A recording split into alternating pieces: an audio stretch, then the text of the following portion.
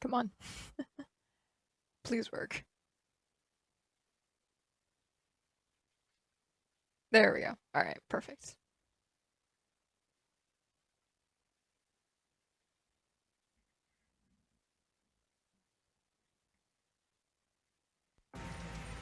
There we go. Bukovia used to be a star among cities.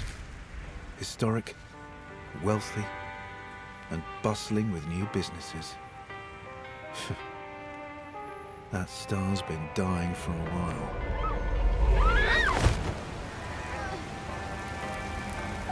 I love noir detective stuff. Crime's on the rise, and with war brewing and the government tightening their grip, it's no surprise we're restless. Police might be keeping people safe, but there's only so much we can do about the seedy underbelly.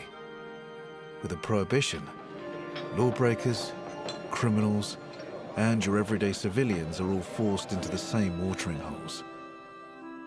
Usually, it'd be my job to bust this place. But, maybe we can help one another. This place is more useful open. Especially when I have someone a lot more dangerous to catch than a few drunks. Ah, it looks like your first customers are arriving. Let's see if you can loosen their tongues. I'll be waiting, bartender. Don't let me down. Hell yeah. So yeah, I guess we're playing... We're a bartender for a speakeasy in like the 1920s Prohibition, helping a detective solve a murder. Oh, it looks so cool. I love everything.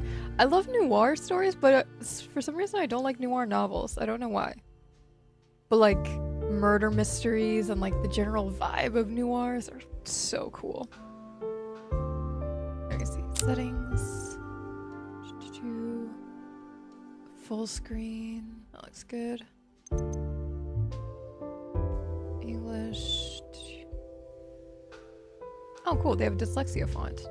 Text size. Can we make it a little bit bigger? Oh, that's cool. Yeah, let's make it as large as we can.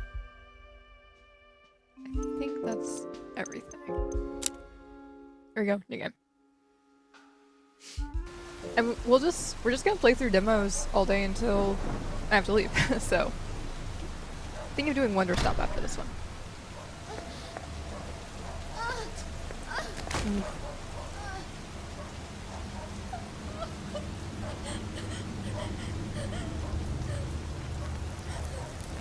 Ironically, one of my D&D characters in real life is like a noir, female private eye noir detective type character. She's super cool.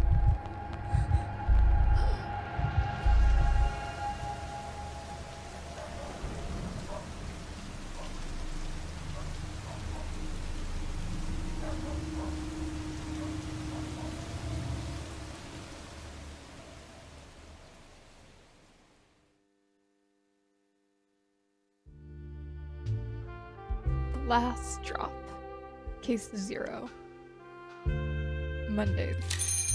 1/16. So January 16, I guess. Ooh, I need to. Where's mine? I'm gonna take some water real quick. Sorry, one sec.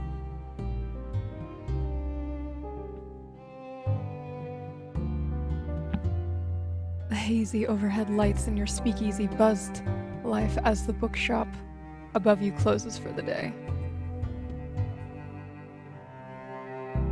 Actions. There are 2. Vincent Flora. Flore? The bookshop owner and your landlord, Vincent Flore. Florar? I think it's like Flore? I'm gonna say it's Flore. Vincent Flore takes a seat at the bar and begins mumbling to himself. What a day. Sarin literature is providence bound in leather, but to my customers, my books may as well be doorstops. Everything alright, Mr. Flore? Clearly not. If I ordered a cart of fools and received just one of my customers, I would have gotten my money's worth. Well, we both know why I'm here. I need a drink, so dazzle me. What would you like? Some days your customers will be in a bad mood. It's like a lightning bolt bad mood. This can also be caused by serving them a ruined drink or by choosing dialogue options that upset or anger them. When a customer is in a bad mood, it is shown here in the bottom left. Thankfully, serving a customer their favorite drink will lift their spirits and cure their bad mood. Press the serve button, martini glass, in the bottom right to start making Vincent a drink. Customers will usually avoid discussing unpleasant topics when in a bad mood. You'll have to cure it before you can interrogate them. In some rare cases, though, a client must be in a bad mood before they will open up.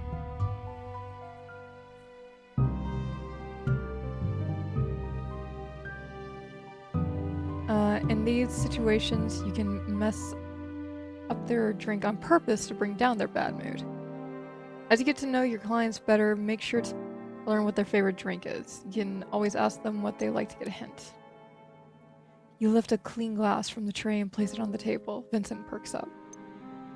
Let's see if we can cheer you up. Ha! That's the spirit.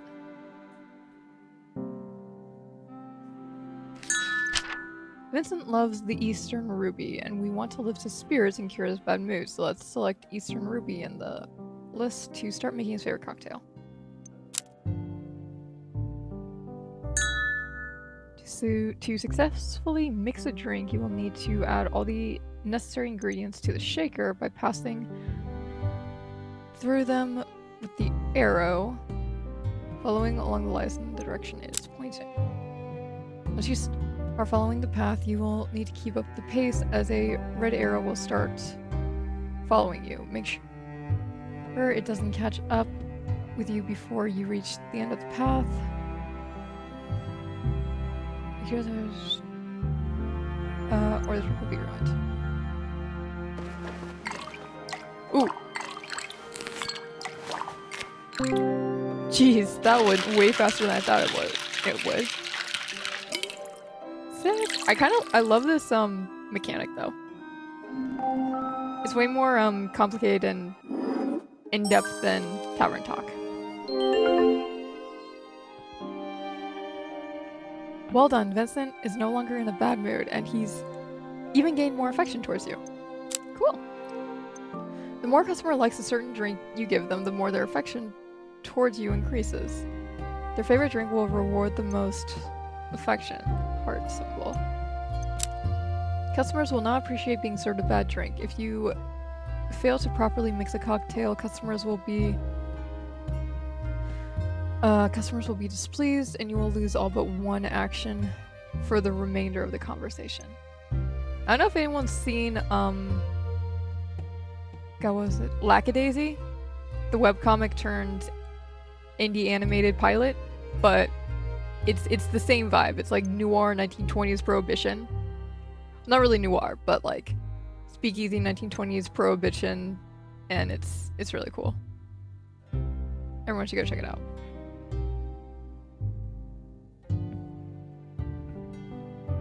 Sorry, I'm still drinking water. Trying to keep my throat from getting too strained. You know me too well. This is my absolute favorite. When I was looking for a bartender to run this place, I hoped for someone as good as you, but didn't expect it. Especially with your background. This place would have become naught but cloudy moonshine and rough customers, yet you are already proving to be more than that.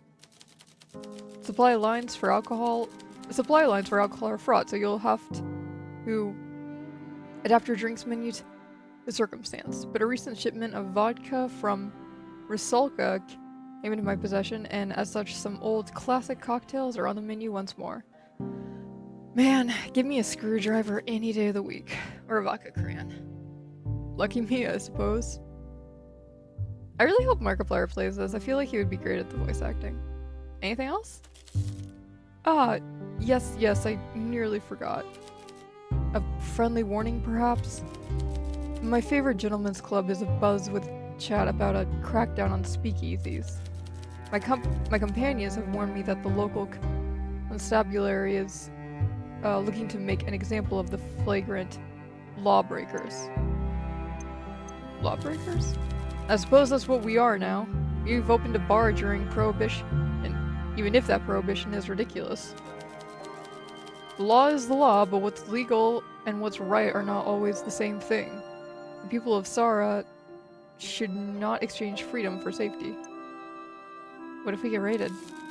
It's unlikely they would target my establishment, and I have friends in constabulary.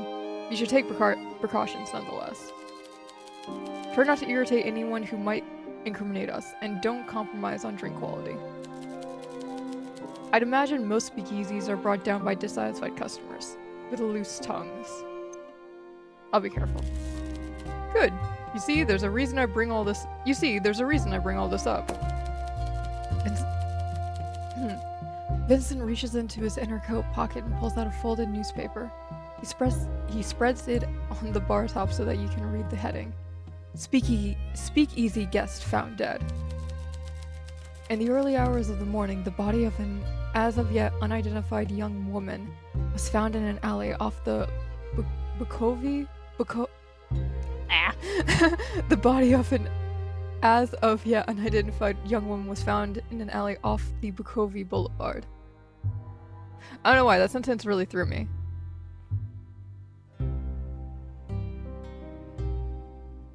Hydrate.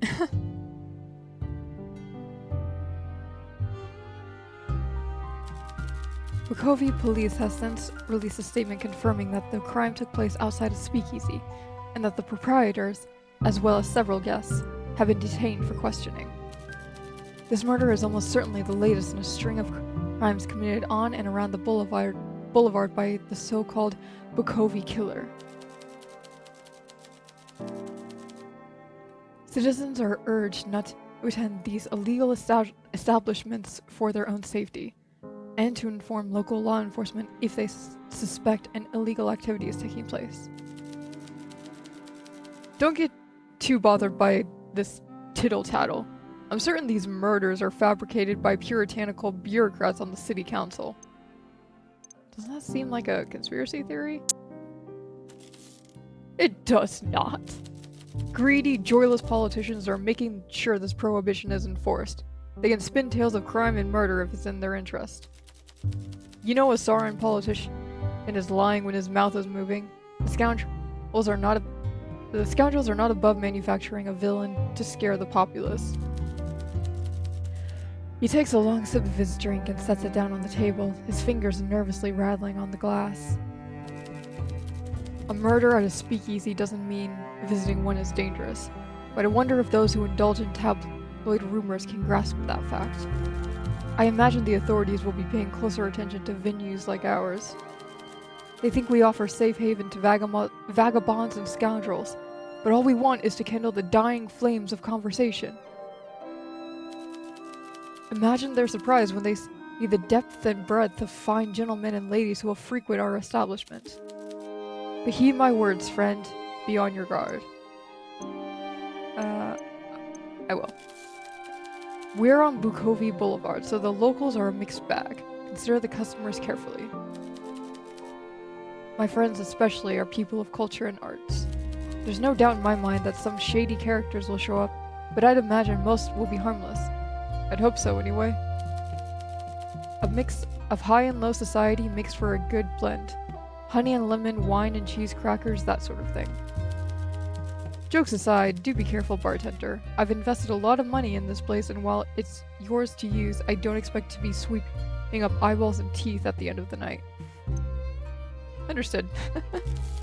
One more thing. We both know this is your last chance.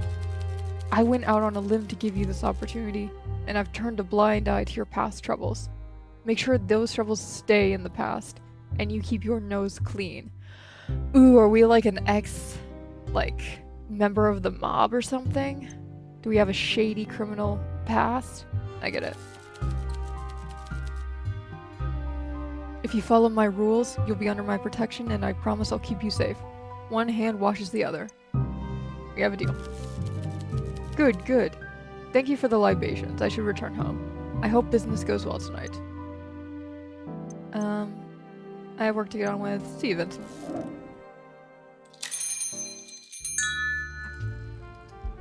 Every day, we'll bring a different group of customers to your speakeasy. It's a big place, so look left and right to check for any customers seated on the edges of the room. You can click on a customer to call them over for a chat at the bar. Let's try it out on this mysterious woman in the back. The woman takes a seat, looking exhausted. She squints at you, like she can't decide if you're a friend or foe.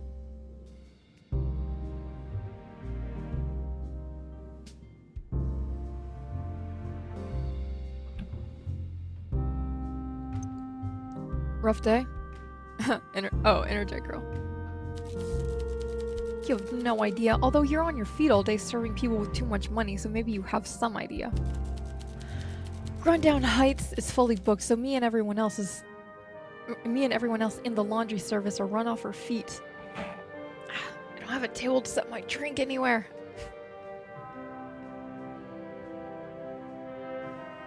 Hopefully, please. No, that's super curious.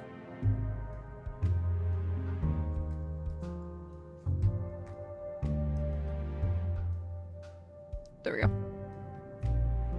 There's nothing like changing hotel bed sheets during a spice traders symposium.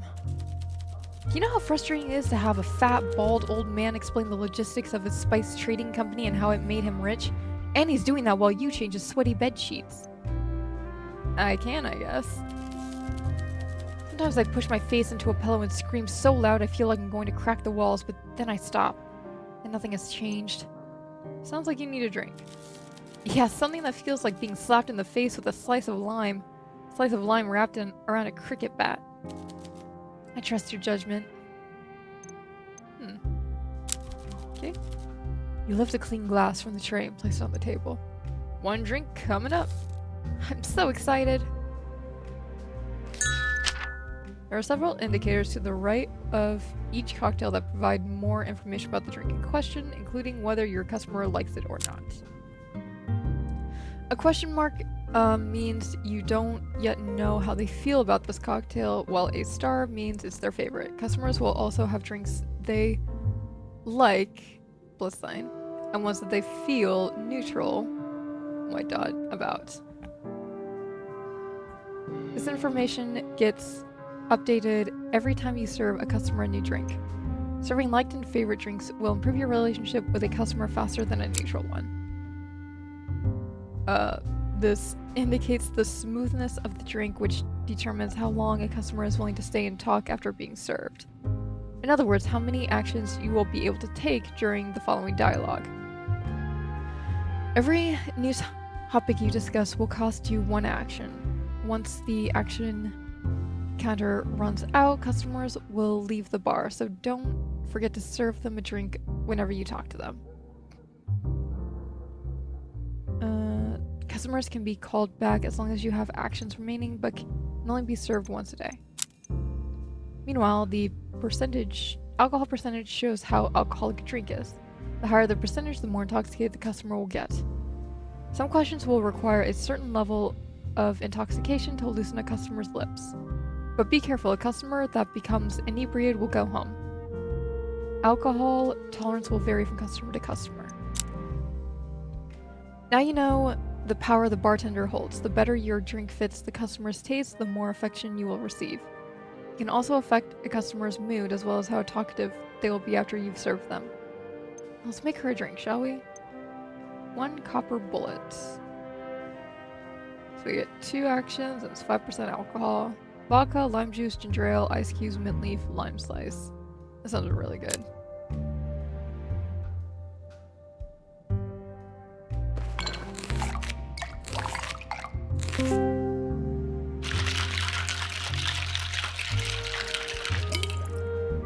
I love this in the shape of a bullet too, that's really cool. Answered in a copper mug. Oh damn, this is perfect. Don't let me have too many of these.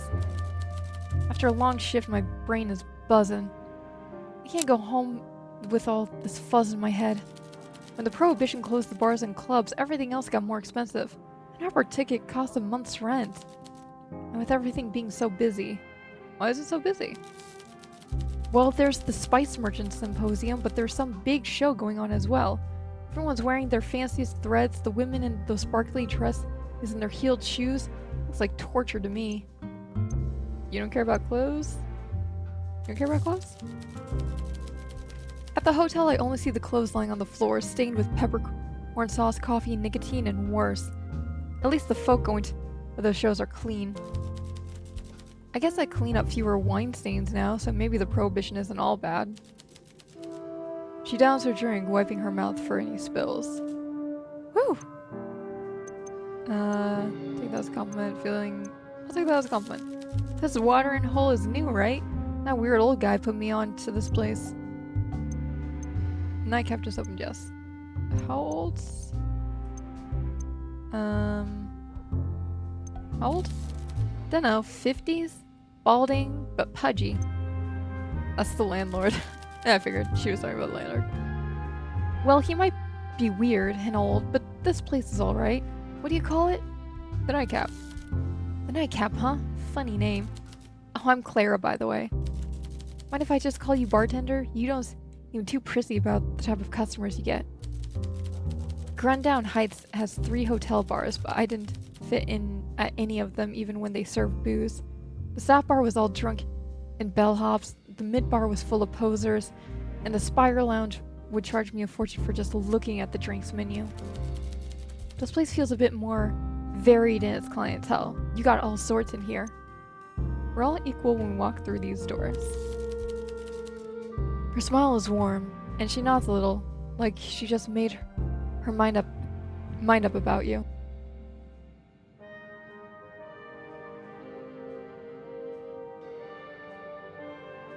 I don't know why I think playing a game where I have to do voices and narrate is a good thing to do first thing in the morning. I can get on board with that. Good. Well, I should be heading back. I got Bartitsu sparring classes and a shift tomorrow, and if I don't get a good sleep, both of those are gonna beat the stuffing out of me. In conversation. Take care. Now that everyone has been spoken to, let's end the day by using the bell. Click the bell on the counter to signal all customers to leave and head home. You can also use it to end the day early when you don't feel like speaking to all customers. Let's look around. Man, this place looks so cozy. I would love to hang out here. Just grab a book and a drink and chill for a while. That'd be nice. Tuesday, the 2nd. Awkward gentleman. A new customer takes a seat at the bar. He takes a slow look around the room, and then at you. He glances back at the entrance a few times, like he expects someone to sneak in after him. The man doesn't hesitate to tap the bar, demanding the attention you're already giving him. What can I get you? How does this place work? Just like a regular bar? No butlers or whatever? I just want a drink. Anything in particular? I don't care. You choose. Oh. You lift a clean glass from the tray and place it on the table. Ready to serve. Thank you.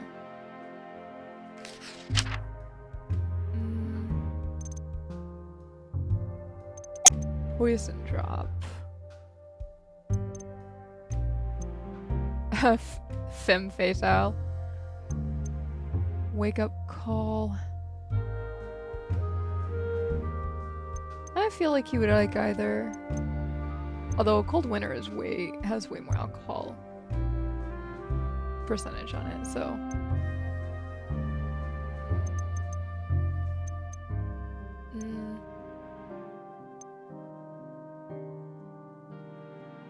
Probably like, let's give him a wake up call.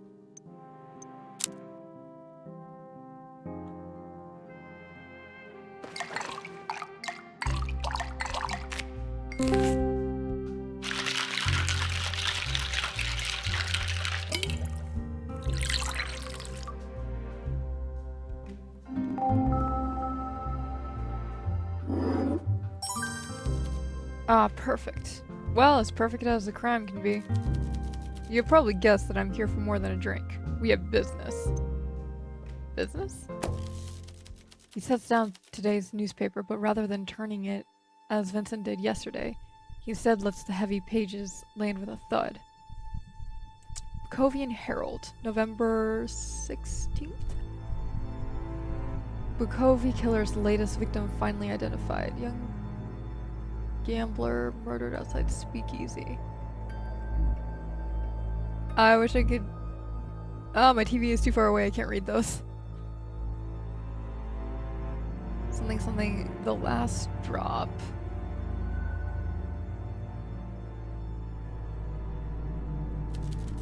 The headline reads, latest Bukovia Boulevard victim identified. That is not what that says. In a statement to the press this morning, Bukovia police finally released the name of the latest victim in the string of murders by the so-called Bukovia killer.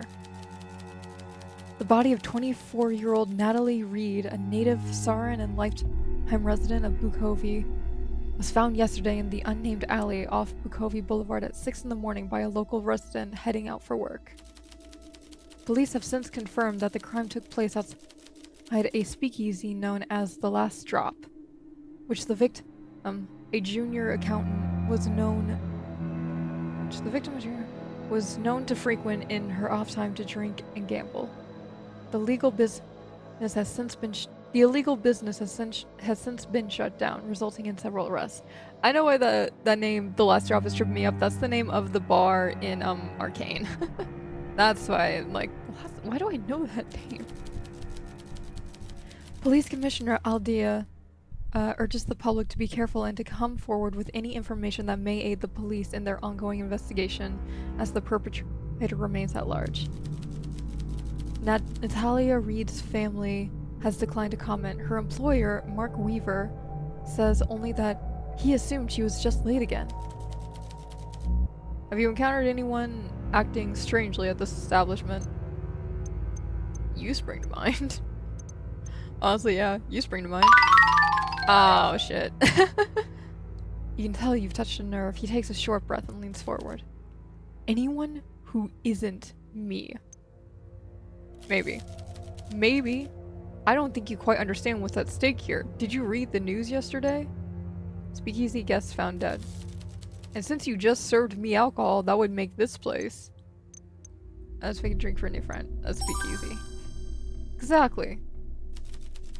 Alright, so he likes it when I'm just upfront and straightforward with everything. He reaches into his pocket. Hugo Martens.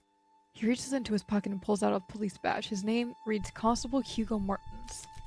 He waits a moment to make sure you understand the gravity of the situation. I'm investigating a series of murders that took place outside established speakeasies. Are you going to shut us down? Speakeasies are, at the moment, one of the only leads I have. I may never say this again, but your business needs to stay open. The killer is using locations like yours, so one of your patrons could be a killer. And you need my help?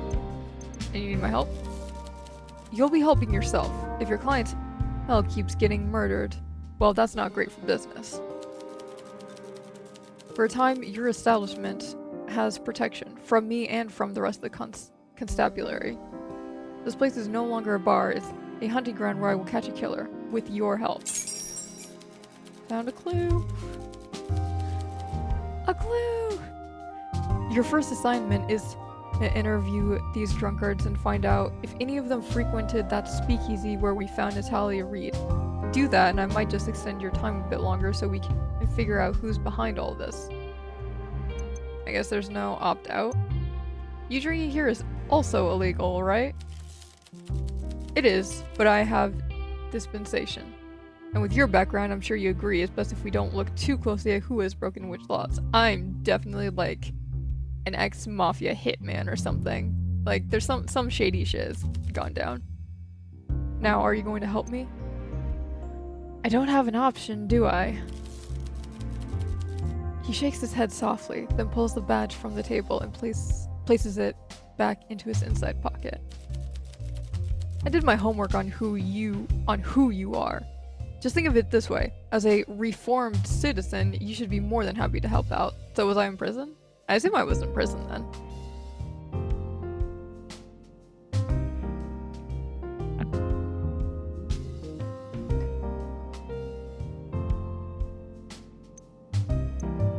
You're holding it over me, got it. Ooh, I want to be snarky, but he doesn't like that. I understand. Yeah. You might not be too fond of the constabulary, but you have to be realistic. Right now, we want the same thing. I'll do it. Good. Any questions? Why should I help you? What was my first again? Was why should... I mean, if we don't help him, he's gonna shut us down. I remember, yeah, let's just move on. You're part of this now. Time is short and I expect something solid from you, soon. Speaking with customers will provide you with clues about the current case. These clues can be reviewed in the notebook at any time. Using the show clue button lets you present a clue from your notebook to the customer you're currently talking to, letting you ask them for more information or confront them with evidence. Presenting clues to customers is crucial to uncovering new evidence to solve your case. Helpful customers may be able to spot lies, provide new information, or provide an alibi.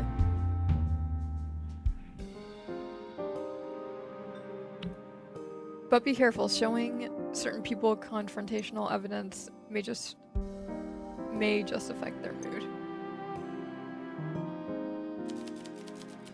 Excuse. Oh, sorry. This case is the highest priority and you're on the clock. If we don't have the killer in 2 weeks, this gets picked upstairs to the Confederated Force.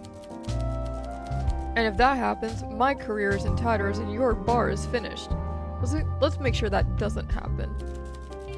2 weeks to prove we are not children playing detectives.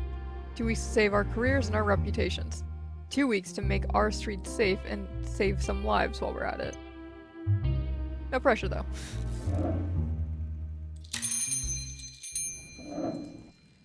Whoa. Hello, who are you? Peter Wagner enters your bar. You recognize him by the scar on his cheek. It's been a while and you don't quite know if you're ready to see him again.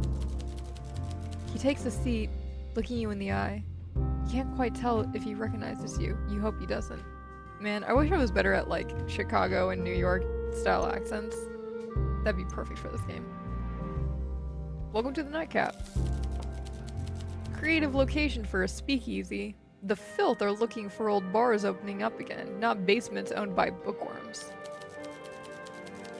Make me a real drink so I can forget all the weak cat piss they serve in the stacks. If memory serves, you mix a good cocktail, though usually a bit sweet for my taste. Miss me, Peter? Every day. Was crying myself to sleep on a pillow soaked through with tears. You feel the same, I imagine? Sure. He raises his eyebrows and shoves a few coins your way. Let's see how this new job of yours is working out, eh? Any flavor I can work in there that you like? Going all sweet on me now? Well, I like a hint of coffee to go with my drink. See how this new job of yours is working out, eh? You lift a clean glass from the tray and place on the bar. Peter leans low, his chin rests on the bar, the light catching the long scar on his cheek. His eyes twinkle as he looks up at you. Let's see if I can remember what you like. Let's see indeed. Alright, so he wants something strong with coffee, so cold winter coming right up.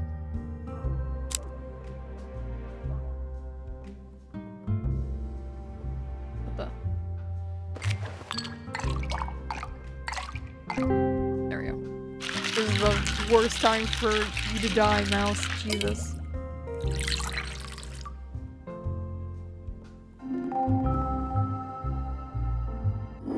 That looks really good, actually. This career shift is starting to make sense. You have talent. So you're a bartender now. Well, that's an odd one, but if you want to pull a curtain over your past, I'll go along with it. Peter is a criminal. More specifically, he's an enforcer for the feared crime lord Carla. But as long as you don't owe money, insult him, or spill his drink, you should be fine. So yeah, we totally used to work for a crime lord. Strange how that face with the frightening scar can light up a room when he smiles. Though it doesn't happen often. How can someone somewhat dangerous be so charming? Nice. Your rival speakeasy ain't too appealing. I can see why you're a duchy. Or... Whoa. Oh. It just... Okay, there we go. I can see why you're getting busier. The other place is either I'm gonna start over. Your rival speakeasies ain't too appealing. I can see why you're getting busier. The other places either turn away anyone without a duchy or they hose the blood off the dance floor each night. The last drop was the only one I could appreciate, but I got fuck. That UI is gonna trip me up. What's your job these days? What's a little blood to you? Maybe not. Probably don't want to talk about his quote-unquote day job. What's your job these days? My collar is blue and I work with my hands a lot. Some of the other fellows in my line of work have a bit too much fun for my taste. You don't like your colleagues? I reckon my job ain't good or bad. It's neutral. Cause and effect and all that. What I do is a natural result of the system we all live in and the deals people make. It's neutral? I take no responsibility for what happens to the folk I collect from. Yeah, it automatically scrolling down is gonna trip me up. And then this not being yeah, that's... Fuck! Wait, can I go back? I don't want to autoplay. Thank God there's a log. They knew the deal they was getting into who when they took the money, but even though I don't feel bad for them, that don't mean I want to go drinking with gorillas like me who laugh about smashing open some indebted shopkeeper's skull.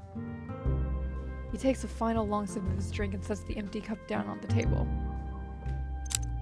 No, you're not a complete monster. I'm just Peter, and I play my part without prejudice or pleasure. Like I said, cause and effect. And now if you'll excuse me, this drink has had an effect on me and I need to take care of that. Sure thing. I like him. He's my favorite character so far. Ooh, hello, madame. An obscenely glamorous woman wipes the stool clean before gingerly sitting on it. I need more water.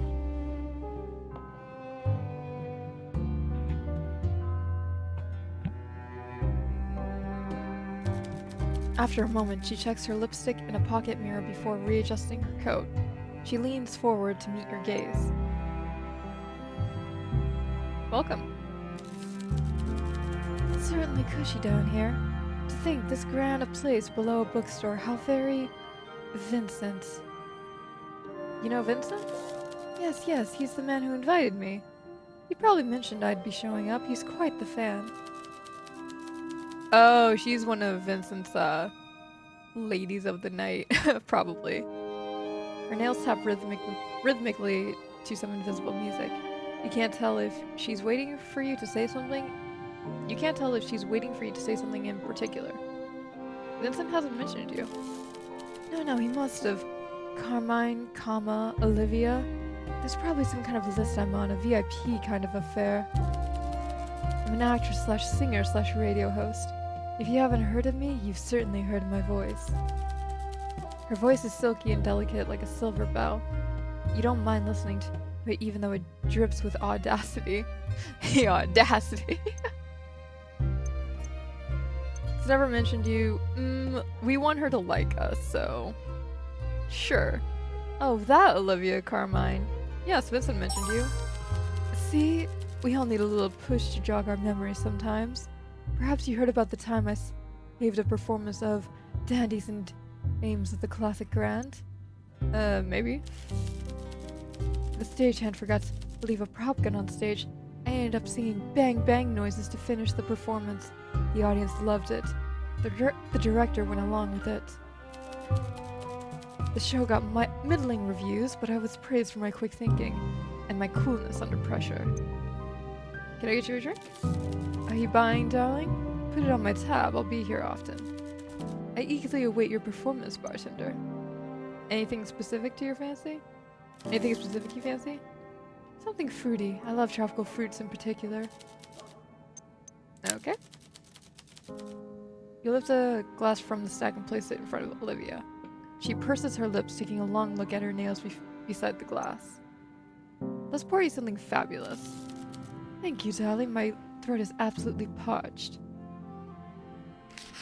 Let me see. Something fruity. Pineapple juice, white rum, coconut.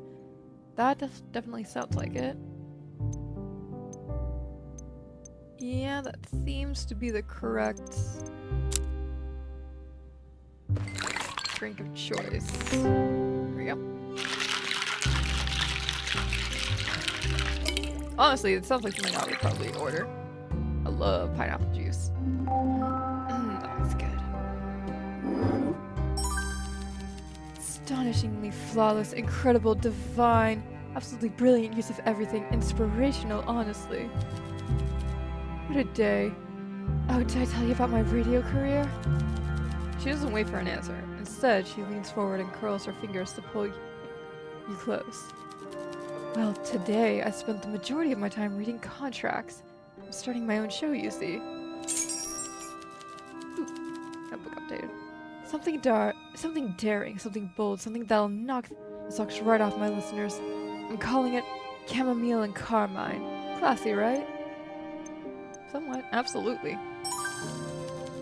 Just stroke her ego. That's stroke her ego, and she'll probably tell us everything.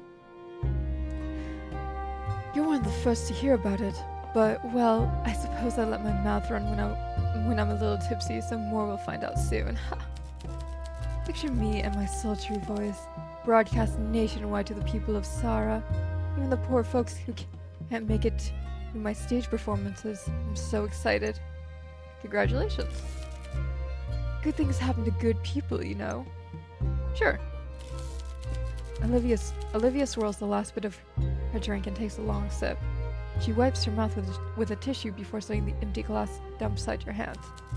Thank you for the drink. I will be back, though. Though hopefully soon you won't have to wait too long to hear. I will be back. Though hopefully you won't. Hopefully soon. This fucking sentence tripped me up. I will be back. Though hopefully soon you won't have to wait too long to hear my voice. Kisses. With a slight stumble, she pushes herself up, winks at you, and takes her leave. See you soon. Ooh, someone's over here. Father? Hello? A miserable-looking man sits down at the bar. A big cloud follows him. Once he has your attention, he peruses the drinks stacked behind you. What can I get you? I never understand all these names. Something strong, please. If I'm doing something wrong, I may as well do it right. Anything besides strong? Not really, just strong. Alright. You lift a clean glass from the tray and place it on the table. He takes a short breath. What does the goddess want you to order? Just make me a drink quickly and with fewer jokes. Alright. So let's see, something strong. Oh, Nightcap is probably the strongest thing on the menu. So, one night count coming up.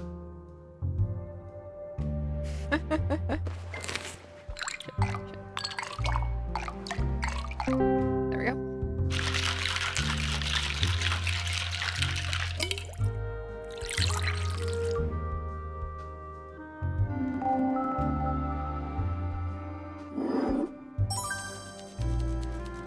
The world is spinning and my worries have become as blurred as my vision, exactly why I came here. That doesn't sound like a good thing. He shrugs, places the glass back against his lips and downs the rest. When the glass is empty, he wags his finger for you to refill it. How about we start with your name? John Lacey. You really don't know who I am? I'm Father Lacey. You can call me John, but you can call me John. I'm a priest of the church up the road. You know this is alcoholic? Honestly, Alcoholic priests are kind of par for the course. We are permitted. Besides, how could the goddess reason a priest drinking in this city? Is it that bad? If you took confessions too, you wouldn't ask. Oof, sorry, dude. What do people confess?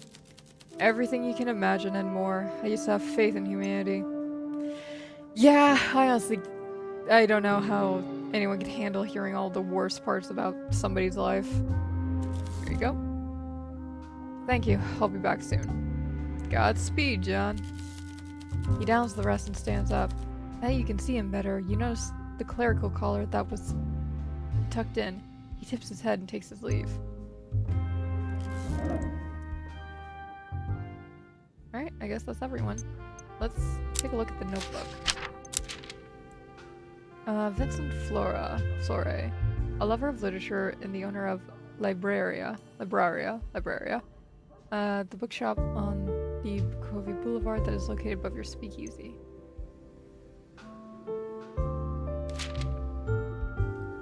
Clara Salo? I can't tell if that's an O or an A. A hotel maid whose rough edges and boisterous behavior hide a pleasant, caring personality. Hugo Martens, a nubbed, hype but seemingly well-meaning officer on the Bukovia police force who has enlisted you to be his assistant. Peter Wagner, a handsome but intimidating man working as a debt collector for the less savory individuals that make up Bukovia's underworld. Someone from my past, a former partner from my darker days of Bukovia.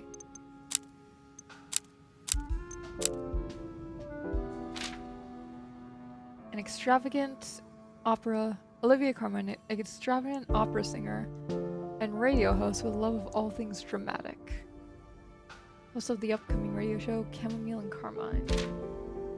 John Lacey, a local priest that's been going through a hard time. His goddess does not seem to mind his alcoholism nor his attending an illegal speakeasy. Ooh, so here are the clues, I guess.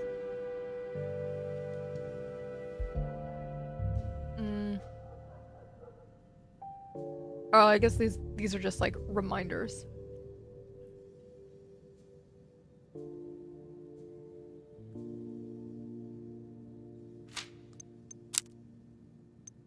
Here we go. The murder of Natalia Reed took place near a speakeasy known as The Last Drop. It was closed down after the fact. Peter mentioned that his favorite speakeasy, The Last Drop, was shut down recently. Probably has something to do with the crime lord that Peter works for. Or at least he used. No, he does. He still works for it. Also, I'll be right back. I have to use. There we go.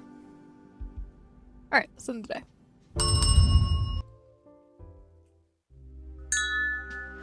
Clue board. At the end of each day, you return to your home office where you can review your clues on the clue board and try to make new deductions. If there isn't red thread connecting each clue, I'm gonna be disappointed. You gotta have a classic fucking Pepe Sylvia conspiracy board ass if it's a crime, if it's a murder mystery. Besides structuring your thoughts, the clue board also has another... Wait, double checking? My mic's on, right? Yes, it is. Okay. Clue has another very important function. Some clues can be connected to form new evidence. Spotted a contradiction or two pieces of evidence that tell you something about the same person or event. Try combining them. You can combine two clues by connecting their pins with red string! Yes! Classic red string. Place a clue you have found on the board. Simply click and drag them over from the clue list on the right. Clues on the board can be arranged as you wish to help you in your investigation.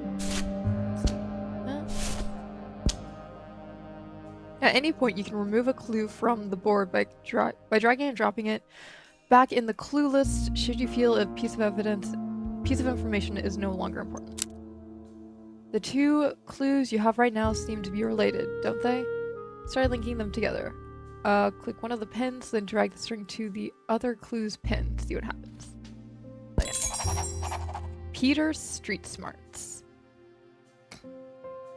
Peter frequented The Last Drop, The speakeasy where Natalia Reed's murder took place before it was shut down. He should be able to tell me who else went there to drink and if any of them visit the Nightcap.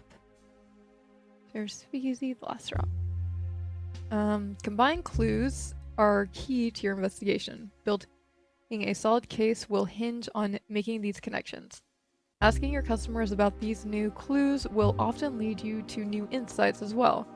Now, all clues can be combined, of course, but if you're ever stuck, trying to see if there are any new deductions you can make. Hell yes.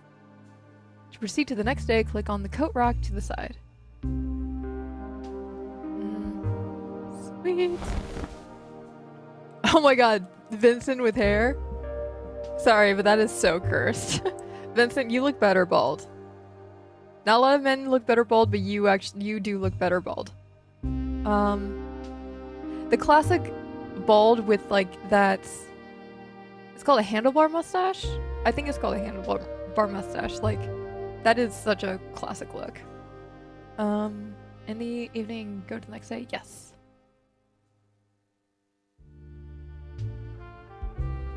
Wednesday. Oh, hey, dude, welcome. A few things, we'll be back later. I'm gonna be streaming until 3:30, 3:45-ish, because then I have a therapy appointment. But I'll be back after that, and I'll just stream the rest of the night. So I'll be here, don't worry. Hi, Peter. Well, look who's still open. In a world of dwindling light, you're a beacon in the night. I don't plan on closing anytime soon.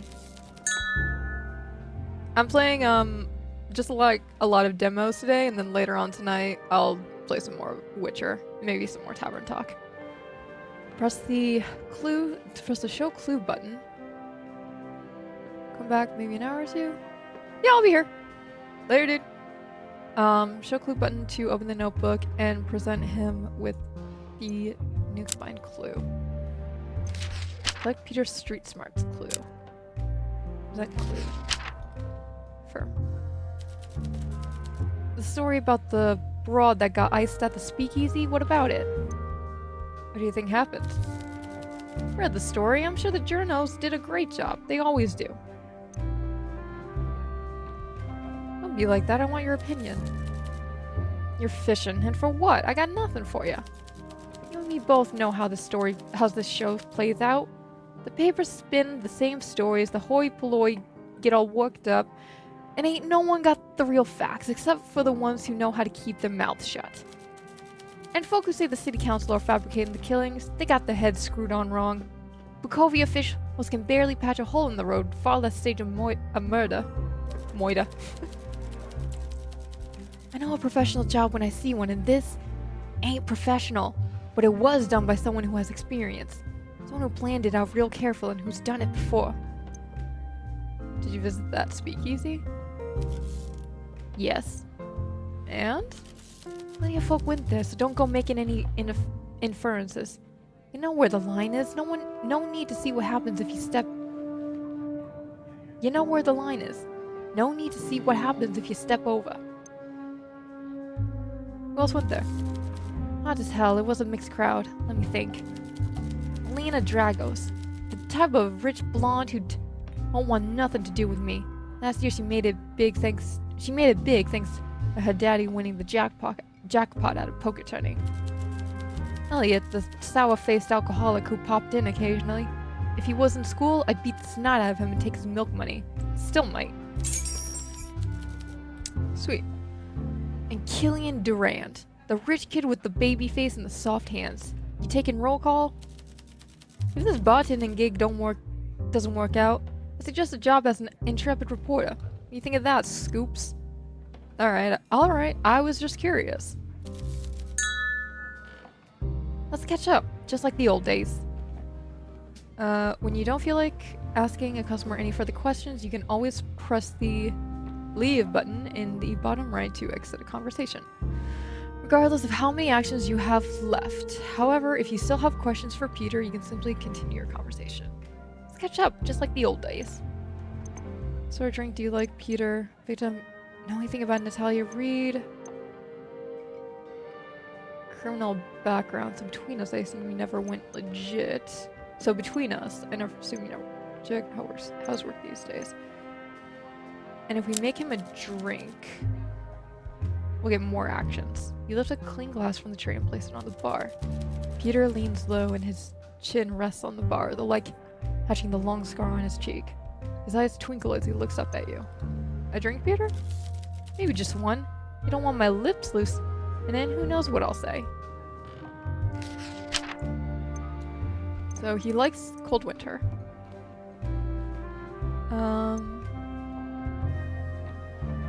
Maybe try giving him a wake-up call?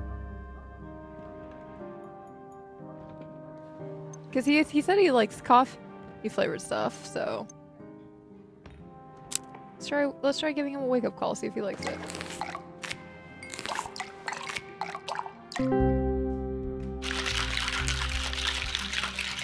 Meanwhile, I'm gonna take a sip of my drink.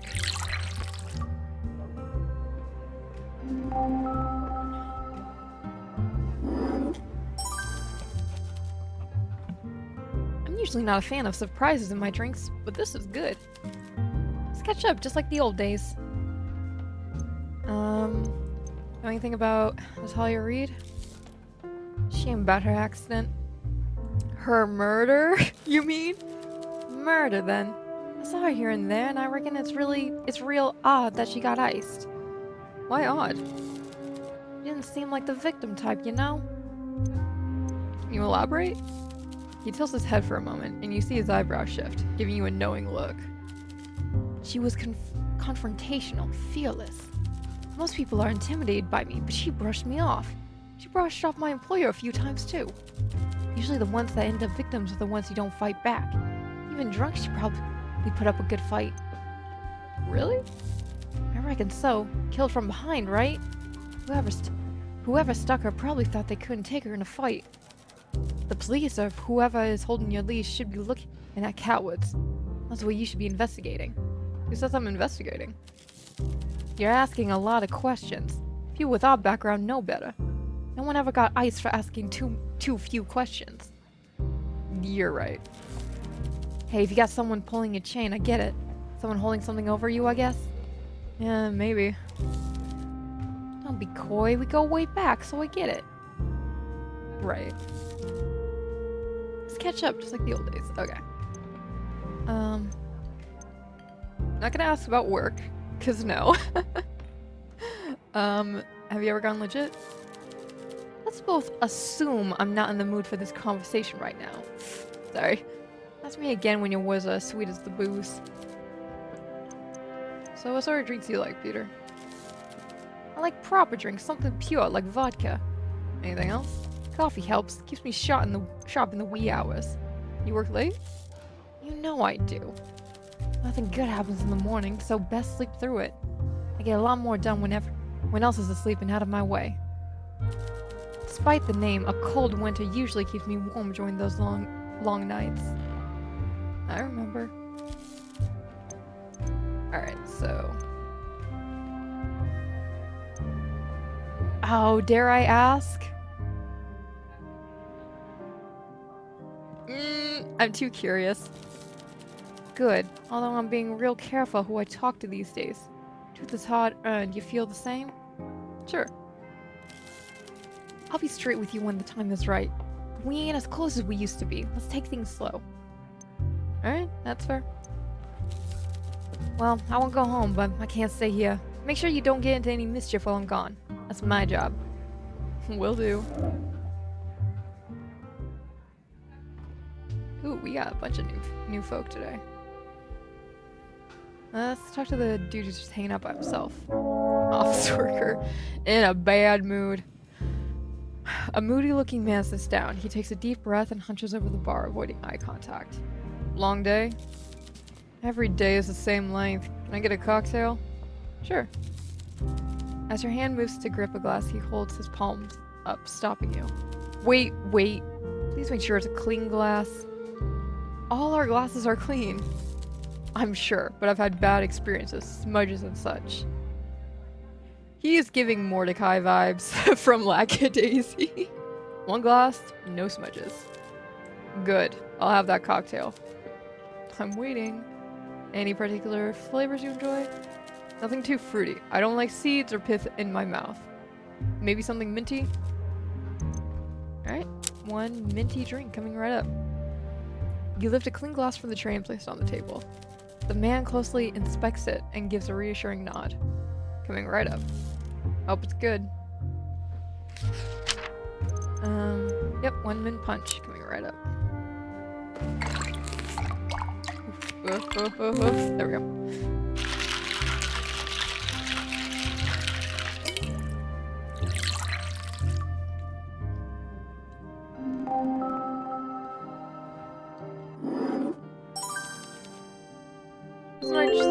That's a nice drink. Clean glass, crisp taste. You watch him down the rest. When the glass is empty, he wipes it carefully with his sleeve, making sure to clean the rim where his lips were. Are you a big drinker? There's not much else to do in Bukovia. To be honest, I'm not usually out on days like these, but my date got cancelled. Are you open the whole weekend? We are. Good. That's when I usually need a drink. I'm Elliot, by the way. I knew it! I knew it was the guy that Peter was talking about. Fucking Elliot from the other speakeasy place. I live a few streets over.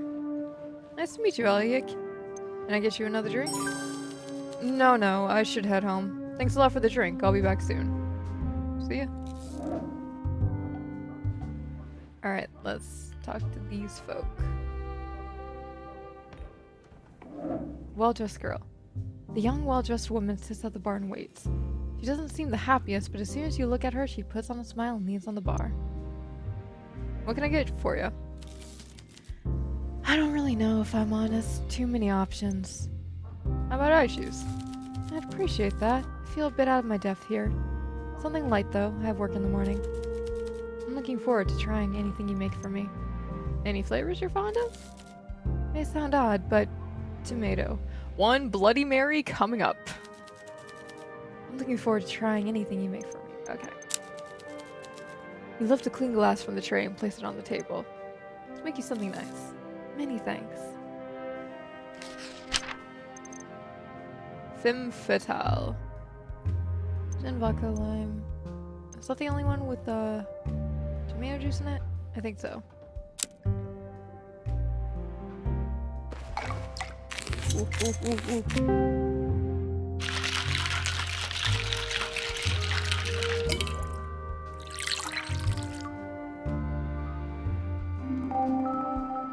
I had a Bloody Mary once. I did not enjoy it. It's lovely, thank you. Places like this are fascinating to me. I'm not used to all this. You're as welcome as anyone.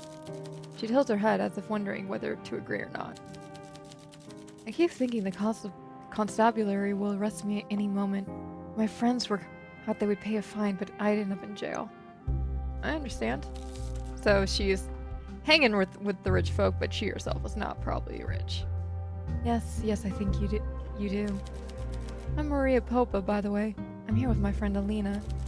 Speaking of, I should probably go back there. I wouldn't want to miss out on another story from Wendy about how her butler is getting fat and her swimming pool is too big.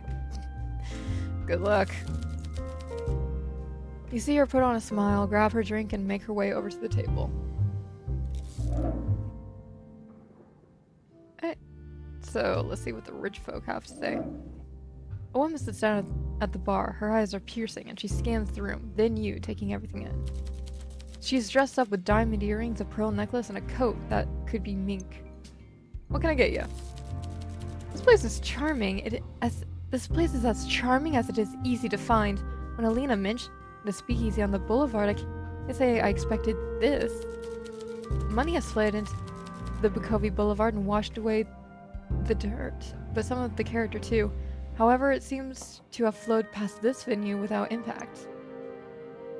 So yeah, bunch of rich folk slumming it. Can't tell if that's a compliment. I'm confused. Do you like it here? I do, yes. I'm Wendy Brooker. You might have heard of my father. You haven't, but she says it with enough confidence that you feel like you should. I don't think my father, the inventor of toast strudel, would appreciate this. Well, I don't think you'll need to ask around too much to know my reputation. Impeccable. And if you stay on my good side, I'll even think of an endearing nickname for you. Cool. I love these kinds of folk.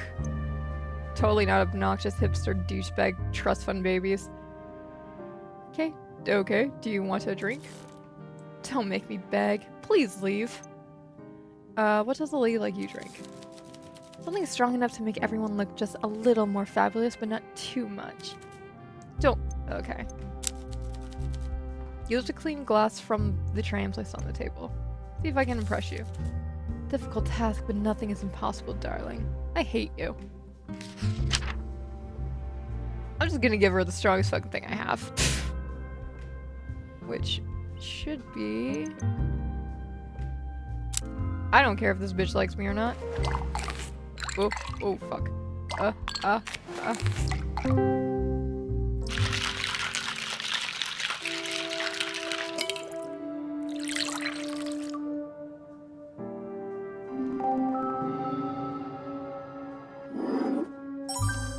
Goodness me, this smells and tastes like medical grade ethanol. I'm not certain what you're trying to sell me by serving this. Whatever. I'll take this back to my table now, darling. Bye. I feel like I'm gonna hate this dude anymore. Before he even sits down, you can tell this young man has an attitude. He frowns to the bar, his seat, the drink selection than you. You wish you weren't so good at handling men like him. You've had more experience than you wish for. This is why I can't do customer-facing jobs. Ugh. He looks your way, then when he sits down. When you don't immediately give him attention, he taps the table twice. What can I get you? Surprise me. Give me some hints? Ugh. Well, I'm a big fan of rum, I think. You think? You watch him try to get comfortable in his seat. He looks over his shoulder at the 3 girls he came in with, then regards you with an urgent look in his eye.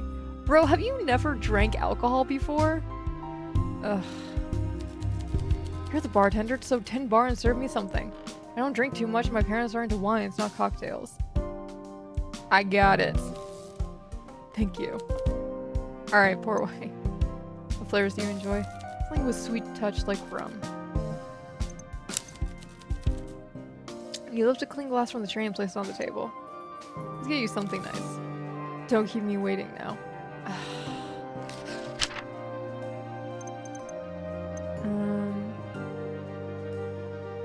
Yeah, I mean, sounds like Pirate's Joy to me.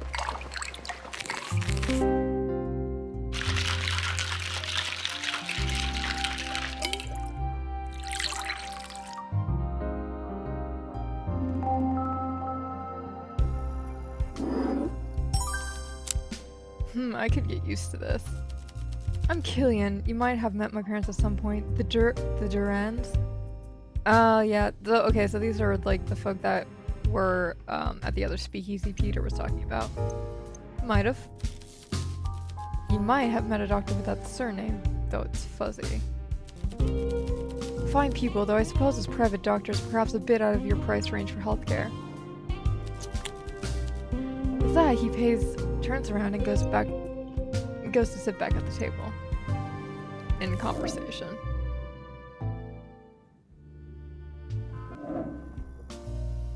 She kind of reminds me of Birdie from Glass Onion. A young woman sits casually at the bar. Before she says a word, she looks at the list of drinks on the wall behind you, a tad confused. Evening. Hello.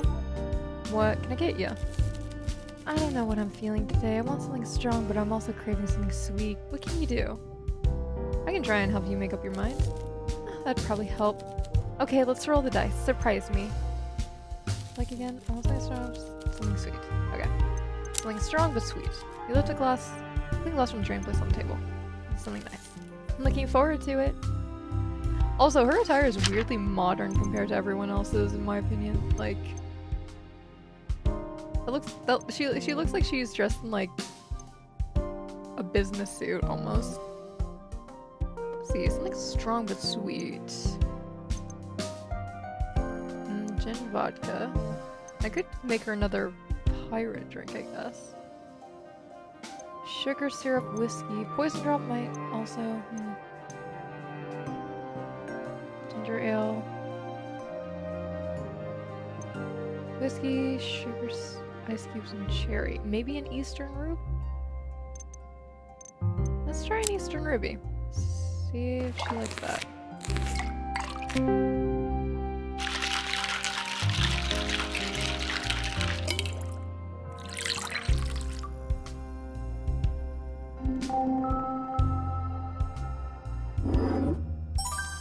Well, I definitely don't hate it, thanks. Right? Have you been open long? Not particularly. Thought this place seemed new. Below a bookshop, too. I used to come here to buy books when I was a kid, whenever my father gave me pocket money. Either way, consider me sold, I guess.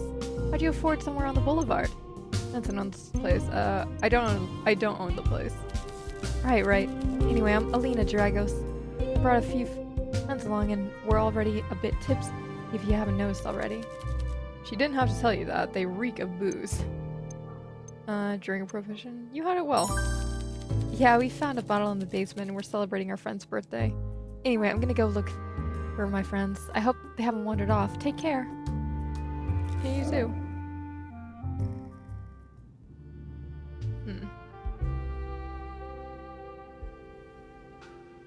I'm gonna be right back. There. You meet again. Evening. What do you want to know, bartender? What sort of drinks do you like, Wendy?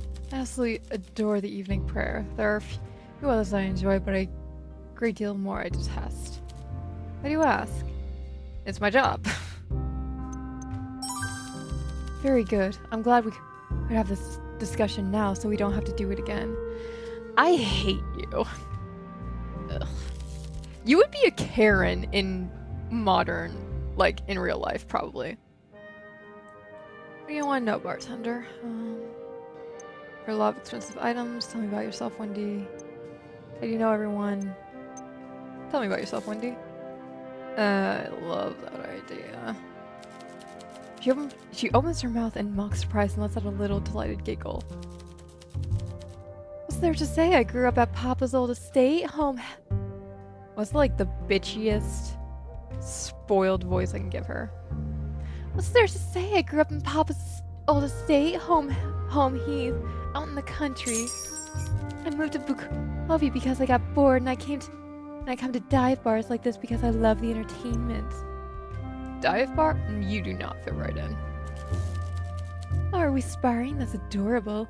You continue to meet my expectations. I fucking hope you're the next victim. People must love you. Come, darling, I'm being exceedingly gentle. Let's get to know each other better, or worse, if you prefer. I'll start. I was born, I moved here, and now I'm sat in this cramped little stool talking to someone who has a very colorful background. Whom's the fuck? I guess criminals can be dangerous. How do you know? I know a lot, darling, and most of what I know I keep to myself. This has been delightful. I mean that. It's refreshing to have repertoire.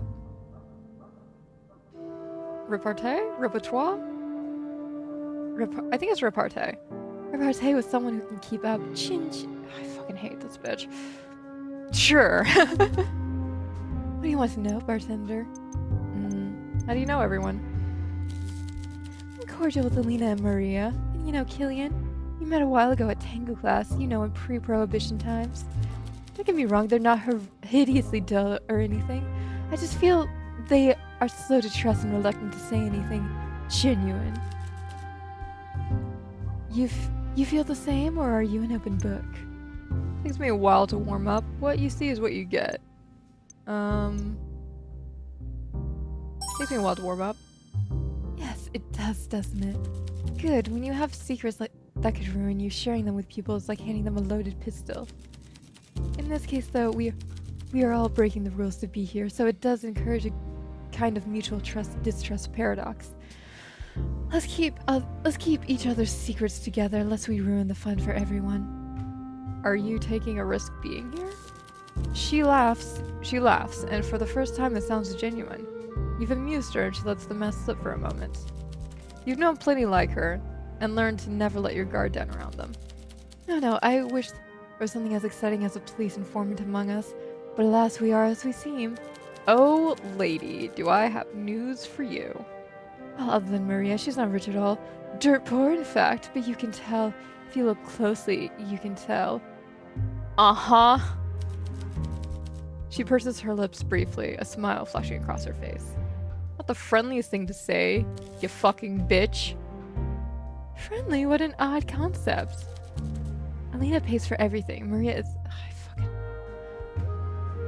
Where's a murderer when you need one? Maria is a puppy in her purse. But we all do what we must. In her position, maybe I'd do the same. The poor old girl's head must be spinning.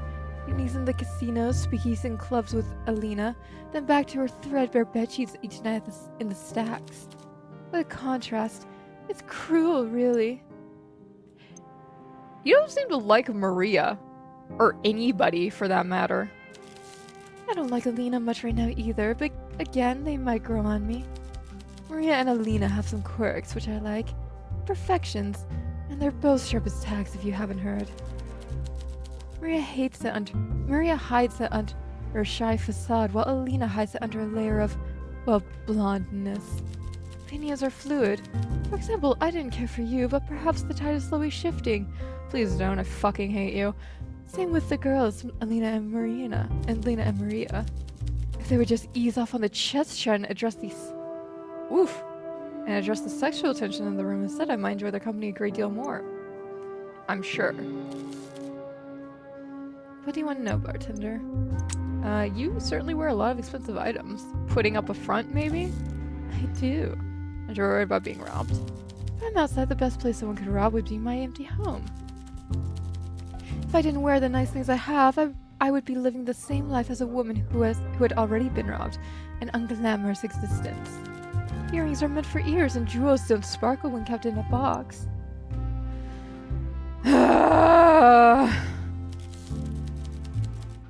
Oh well, would you look at the time? I'm going to make my way home before the sun comes up. Goodbye.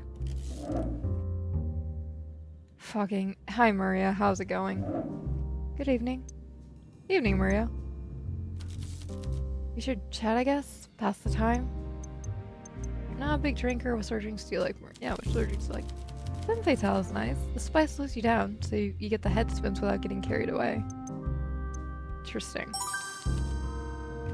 You can tell I don't drink much, can't you? I can, but I don't judge. I appreciate that. Still, it's growing on me a tad. I don't know if that's a good thing. I prefer these cocktails to the beer my father drinks. I'd better not make it a habit, though. Your choice. Should chat, I guess? Pass the time? Yeah, tell me about yourself. What do you want to know? I'm a people pleaser, is that okay? I work at the old tailor's in the Stacks. The other girls that Seems Good... Seems Good is a great name for a tailor shop. The other girls that Seems Good talk about drinking and dancing, but I just keep my head down. They think I'm dull, but I knew that place would catch fire one day. There was a fire? That building is a death trap. Yeah, what is it? What was that famous fire? The Triangle Shirtwaist Fire, something like that. I remember learning about it in school. That was awful. That building is a death trap. We don't know who blew the fuse box. And we don't know who... In a house of matches, it can be hard to find the first spark, you know? But it didn't burn down completely. Helena and I just can't play chess in the basement anymore. Oh, you play chess? When we were at school, we played for boiled sweets. It's a wonder we still have teeth. The women in the workhouse think I'm quiet and boring, but I watch them and see things. I feel ya. I'm the quiet sort in real life, too. Patterns, not just in the fabric, but in the city and people. Most fall in chess. Alina is good, but most days I can beat her. There's a fire in me. Competition. Even without candy, victory is still sweet. Ooh, I don't like you, Maria. You're a grandmaster? Haha, not quite. Although I have won tournaments. We both won a few, but none that were official or major. Alina always beats me when the stakes are high. It's like the pressure of playing against my friend makes me wilt. Nah, I get that. In the heat of competition, she lights up and I burn out. She just wants it more. I once asked her what her secret is. I'll never forget what she said. Never dim your star to make others shine brighter. Exactly. I like Alina. I like Alina and Maria. Fucking Karen and douchebag McGee over here can fuck off for all I care. Any other hobbies that aren't so intense? Cooking, I guess? I make great sarmale? Sarmale? I think it's sarmale? But this is starting to feel like a job interview instead of a drinks order. Yeah, fair point. So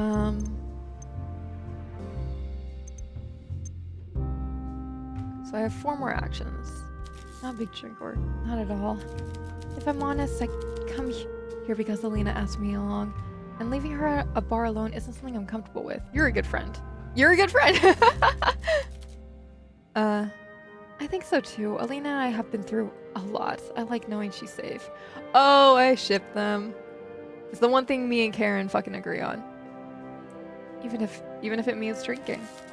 Well, it's not so bad. Sometimes having a few drinks makes the book I'm reading even more exciting. I often lose my place and have to read the same page over and over. I do like, I know it's a cliche, but like a nice glass of wine or some cocktail with a novel, it's really nice. You're welcome to read anything on the shelves. Reading in a bar, reading in a bar is not sad. You're welcome to read anything on the shelves. Really? I mean, thanks. Thank you. I wasn't sure if a speakeasy was for me, but a speakeasy with a library? Exactly. If a place like this existed around where I'm at and it wasn't like super overly crowded and loud all the time, I would be here every single night.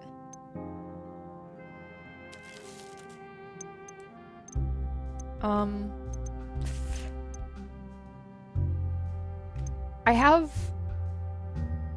enough actions I could ask about chess to get her approval up a little bit more than probably ask about Natalia Reid. You do, yes. We've been partners since we were 8. We met at a chess club in school. We were rivals but ended up being best friends. Oh, I love it. That's a long friendship. I know her better than myself at this point. Chess is about getting into your opponent's head. I like it inside hers. Does that sound strange? No! A little. No, it's not strange! We can get very competitive, but we share the same dream. To get a little bit better every day. And to beat all those stuffy old bearded men at the chess council together. We know each other so well now. I'm not sure our practice is helping us get to the next level. I also just enjoy the time we spend together. I ship it. It's so cute. We dream of one day beating Bukovia's top grandmaster. We're getting close. Alina won a tournament a few weeks ago, and I came second. I was so happy. We played against each other in the finals, and it was intense. Felt like my whole life was building to that moment. Since we were in the top spots, we knew we'd already qualified for the next tournament in a few months with the grandmasters. So in a way, the final was like a victory lap for us. Have I talked about chess too much? Sometimes I can't tell if I'm talking too much about something I love. Either way, thanks for listening. Anytime. So, do you know Natalia Reid? The accountant? I don't think I met her. I'm sure I didn't. Did you hear about her death? I saw the headlines. Like the start of some macabre murder mystery, but without the cheery ending. Probably. The police will catch whoever did it. Maybe a killer can get away with murdering street girls or factory workers, and not someone like her. Let's hope. Okay, so I guess that's it. See you, Maria. I met her soon too. Great, see you soon. See you. Hey, Alina. Hello, hello. Hello, hello. What does a girl need to do to get a drink around here? Evening, Alina. Let's catch up on all the gossip. What sort of drink do you like? My favorite has to be the poison drop. Nothing tops that one. Very specific. Hey, if you don't tell people exactly what you like, how will you ever get what you want? I like her. Ugh. Go away, bots.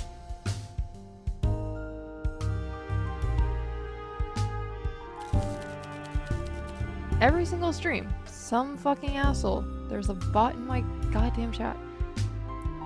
It's better than Maria's anyway. The woman likes tomato in her drinks. It's indecent. Hey, don't talk about your secret girlfriend like that. How are you finding your time here? Are you single?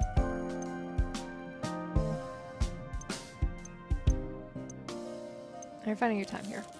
Doesn't crowd, mostly. There's a few people here that I'm not on great terms with, but it's a bar, so that's to be expected. I can guess who. I'd rather not get into it, honestly. I have a feeling I know who you're talking about. Do you? Who?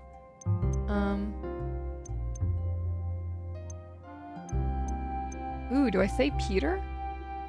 Maybe that might throw her for a loop. Let's just say Elliot too.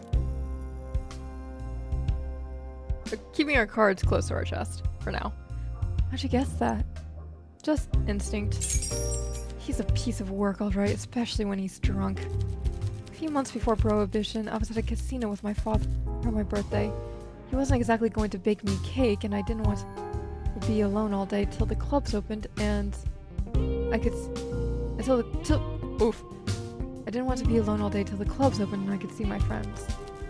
So I figured I'd take an interest in his hobby. While Dad was playing Baccarat, Elliot made a play for me. Oof, creepy. Obviously, I turned him down pretty quickly, but I remember him getting so angry. Phew, that's a red flag. I tried to brush him off gently, but he really didn't get the message. Elliot, I knew it. You're a fucking douchebag, and if it was me in this game, I would kick you out and ban you from this goddamn speakeasy. I've dealt with fellas shouting at me before, but this was different. The more his rage built, the quieter he got. You could tell he was losing control, shaking. I clung to my dad after that and didn't go back to the casino, but I'd still see him around sometimes. It's my skin crawl. Don't be sorry, be cautious. He has a few screws loose if you ask me. Yeah, I'll keep that in mind. Let's catch up on all the gossip. What do you do for work? Nothing. I guess you don't need to? Exactly, my family's fallen into wealth through sheer luck. And I won't let us fall out again. Oh right, her dad won a lottery. I have plans to keep us where we need to be. That's great. My dad might end up losing his fortune again, but I'll be glad to take him in when that time comes. Oh, that's good. Did you ever work? Sure, and for a man who... It doesn't matter, that's all in the past. Oh, did she used to work for the crime boss too? Sick.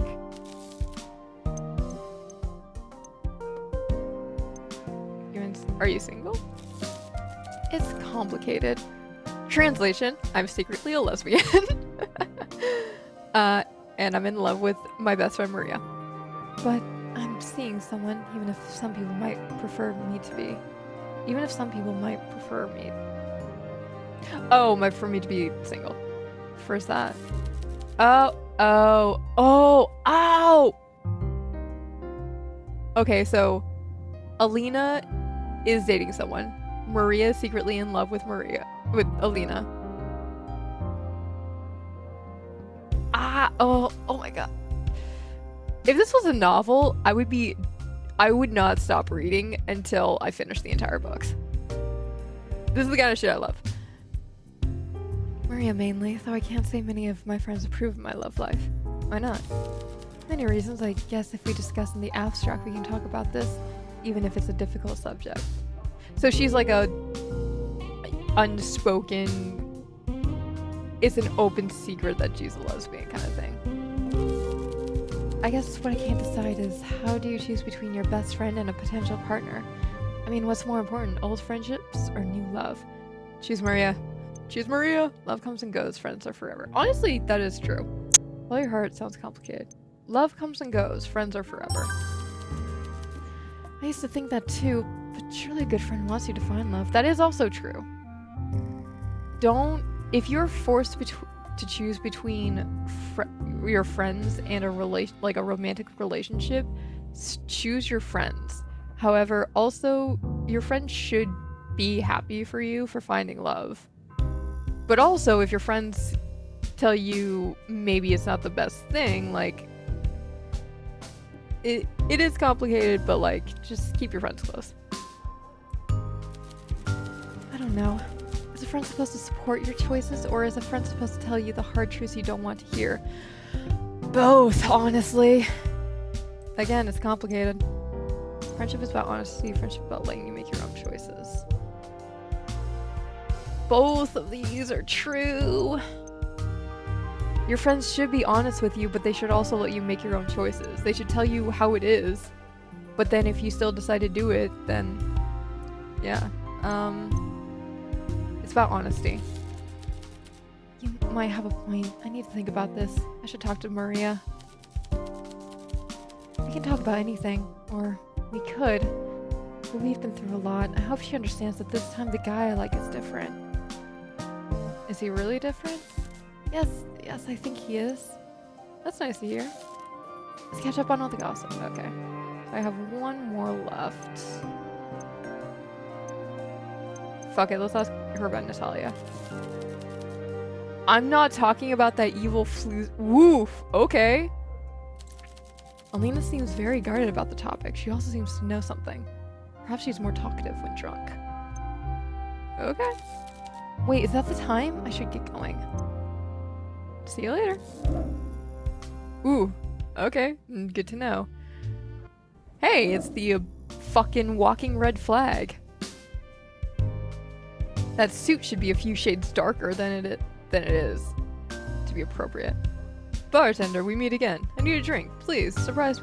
I need to think of like a sniveling, skeezy voice for this douchebag.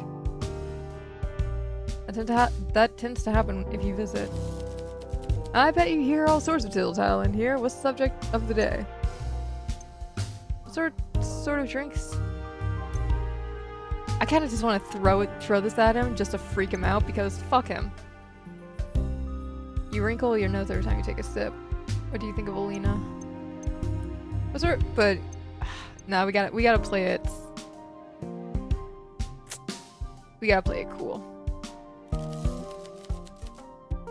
Something that can get me drunk without it feeling like I'm drinking alcohol. Unfortunately, we share the same taste in drinks. So sugary drinks then. I love the light sugary stuff. I think your mint punch fits that bill. Got it. Bet you hear all sorts of tittle. Okay. You wrinkle your nose every time you take a sip. Huh, you're right. I don't enjoy this. The drinks are well enough made, but I simply can't become accustomed to the taste. I must persevere. You don't have to, you know? I started going to bars to be around Alina and Wendy. With a killer going on the loose, I'd like to keep an eye on them. Let's stroke this dude's ego, so he'll keep talking. And I've had my eye on Alina for a bit. We've gone on a few days. I think she really likes me, but she has a guard dog. Maria's hackles are up, and she has fangs. Good. She's right. In fact, I was thinking of paying for Maria to attend a distant chess tournament just to have more time with Alina alone. Ah, you're such a fucking creep. Ha. Perhaps start your Mary Auberg for steak roulade. Mind keeping that to yourself? No. Good. It's stressful though trying to keep my intention secret. I'm only here in pursuit of the object of my affection, and this constant boozing is worrying my mom a great deal. Yes. Oh, I hate this dude so much. I usually wouldn't listen to her, but she holds great sway over my disposable income. You should be cut off and thrown into the trash.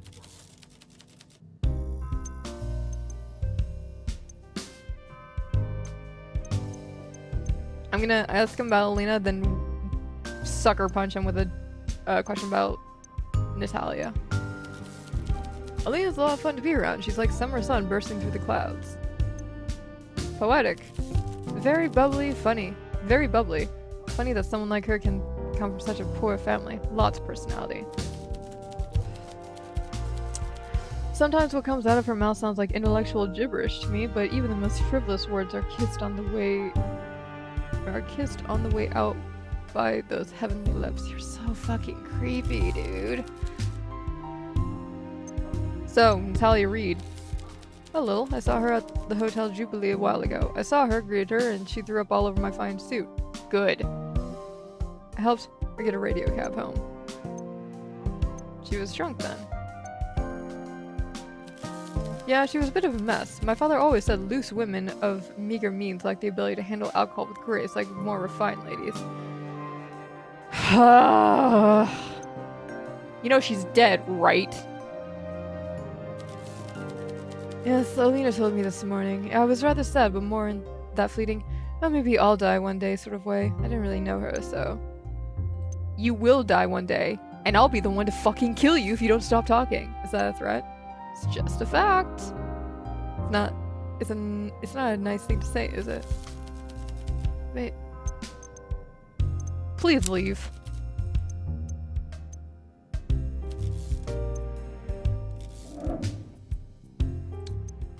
Can we look into the notebook and maybe put some clues together?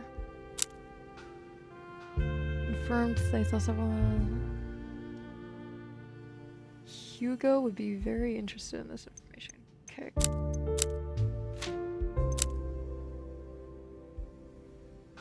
Fears Maria we get in the way. Hey Maria. Good evening. It's time. Alright, I guess we've done all the conversation that we can do right now.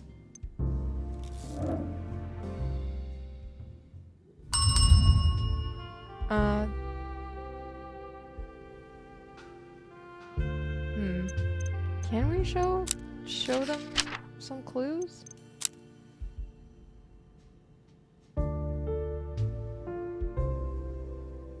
Okay, so yeah, I guess we'll show them.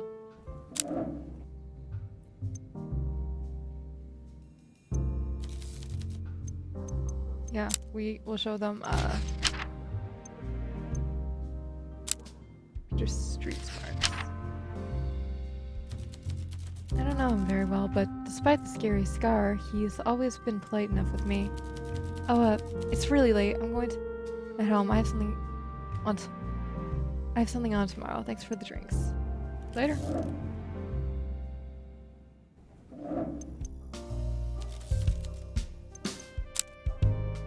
Alright, what about you?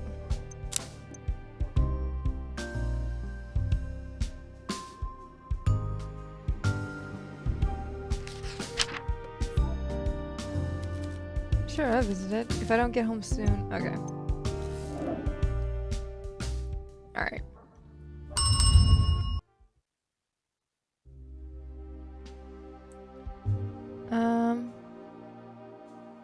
Is there any other clues we have? I guess not. Damn, okay.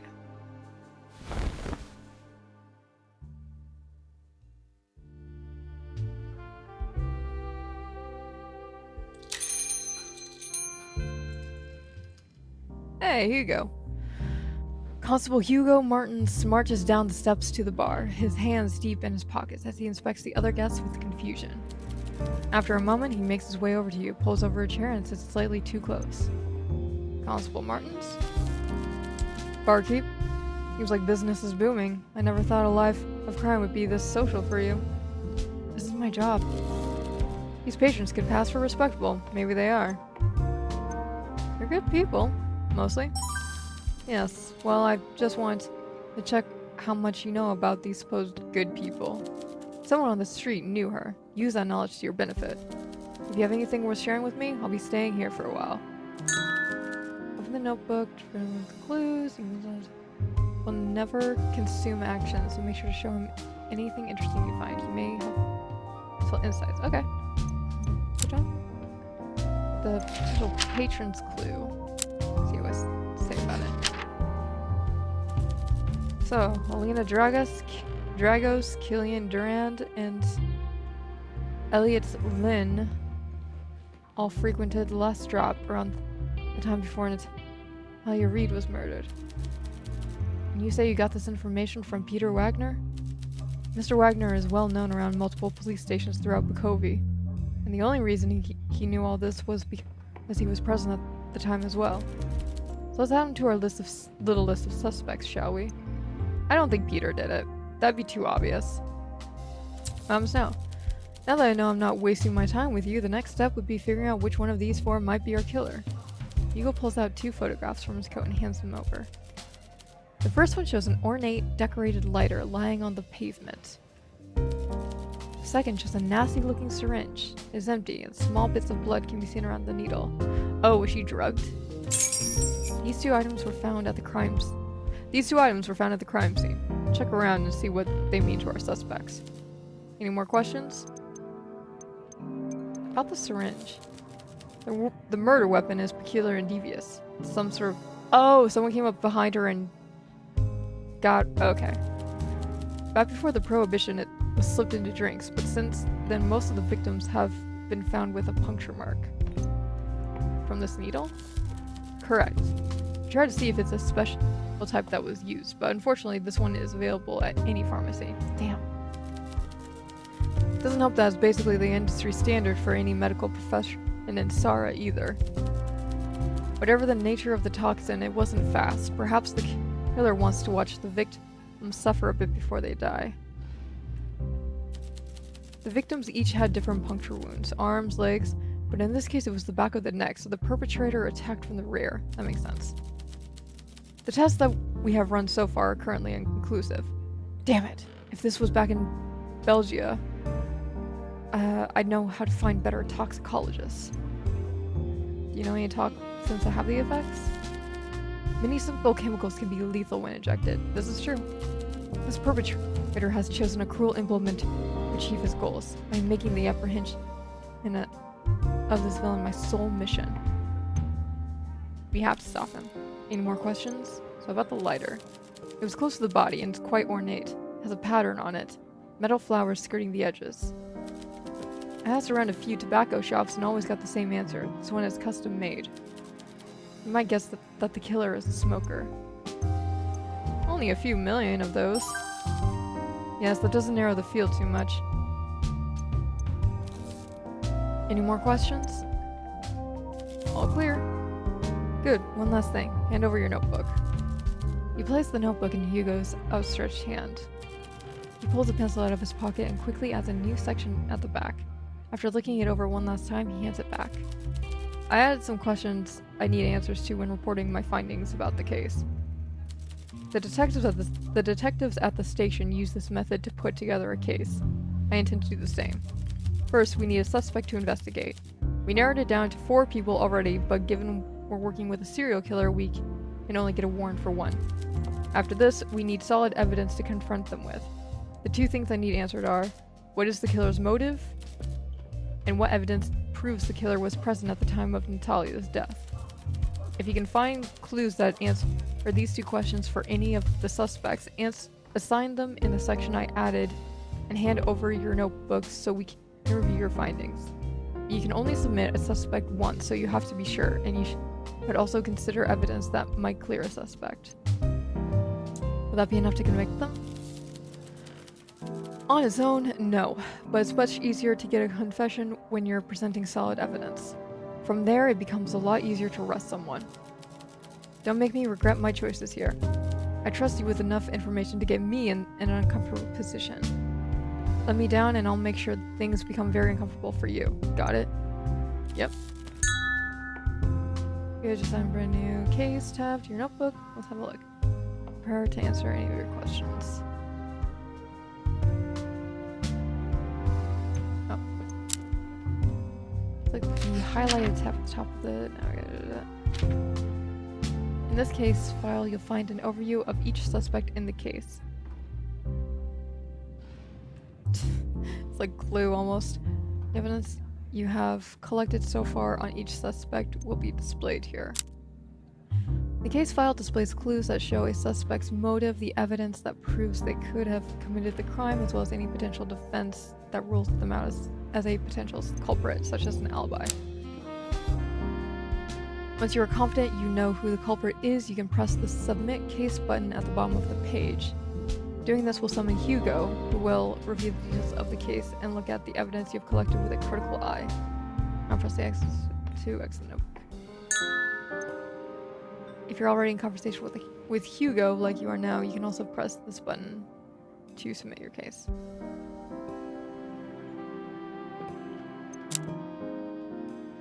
Once you submit a culprit, your answer can no longer be changed. You only get one shot. If you submit your case before the deadline has passed, Hugo will leave to present your case to a superior and won't return until the final day. It's up to you to find evidence on all suspects and figure out who is innocent and who is guilty. The fate lies in your hands. Good luck, bartender.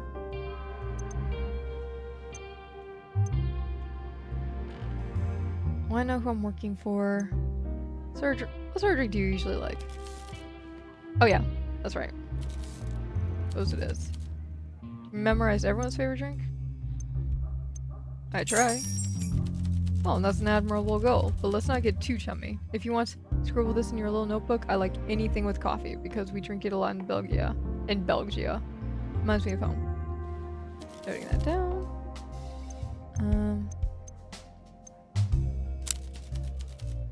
It's on the table. Would you like a drink, Constable? I shouldn't, but perhaps just one wouldn't hurt. Alright, let's make him a cold winter this time. Oh, no. Oh my god, mouse. Fuck off. This is not the time to get all glitchy.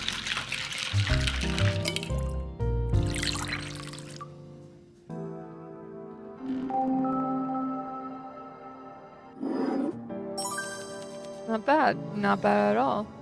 Very pleasant, actually. Prepared to answer any of your questions.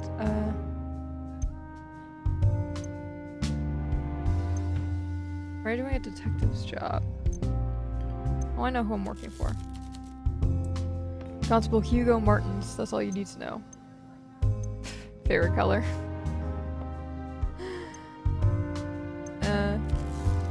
Blue. Hobbies. I am partial to pointless conversation and wasting my time. You have no hobbies? If I indulge this line of questioning, will it motivate you to trust me? Yes. Fine, I like building miniatures, and when I was younger, I collected model trains. That's cute. Tell me more.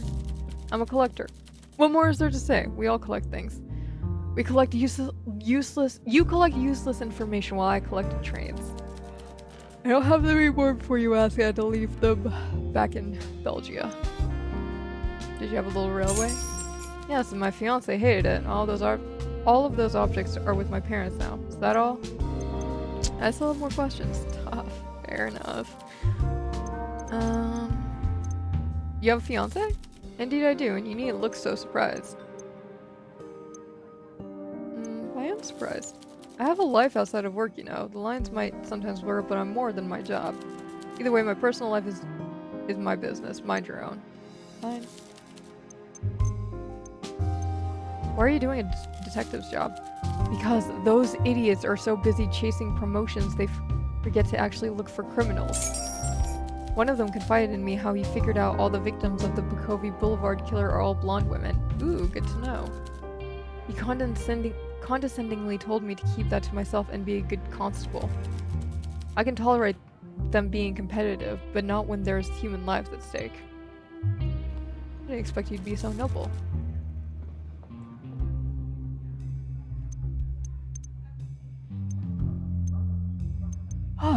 You know Peter? Peter has a storied history with the Bukovia police. You can usually count on him being on the wrong side of the law. We're working off the assumption that Peter moonlights as a henchman for bigger fish, maybe even the Brugge Boys gang under Carla.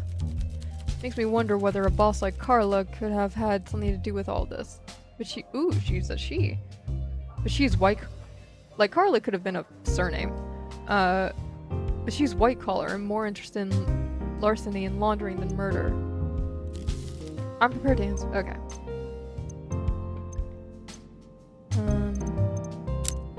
Can I show you any of my evidence? Giving you enough time. I need more time. Okay. I have a bar to run. And I have a case to work. Good evening, barkeep.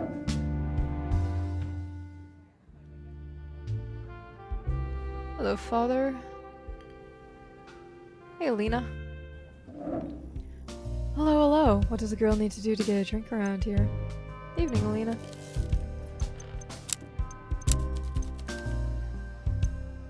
Need a drink, Alina? Yes, get me drunk. Let's see. What was her favorite? That's... Oh, she liked the Eastern Ruby. Fuck, I can't remember what the fuck. Notebook. What was her favorite drink again? One sec. Oh, she doesn't have a favorite.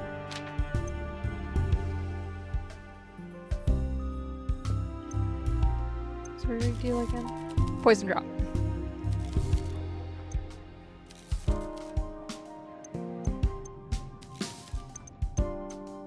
One poison drop coming right up.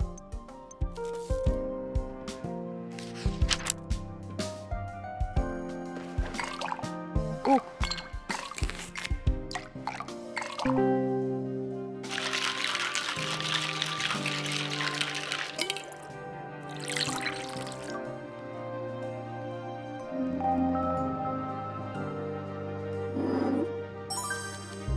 I'm going to enjoy this one. Delicious.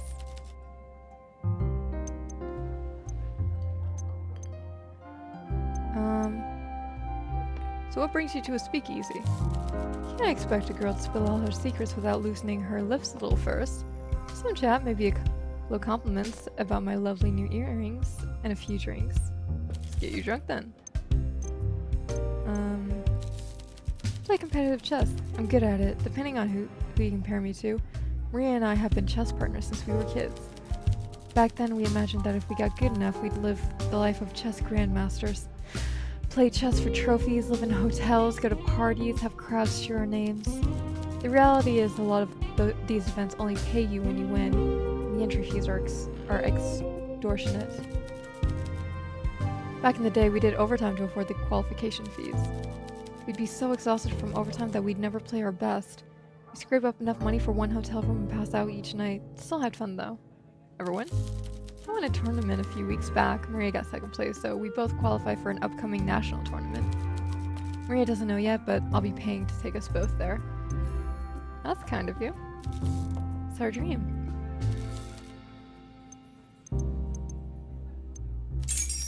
No, I don't particularly like the nouveau riche or the older riche. Killian is sweet but painfully innocent. He's not.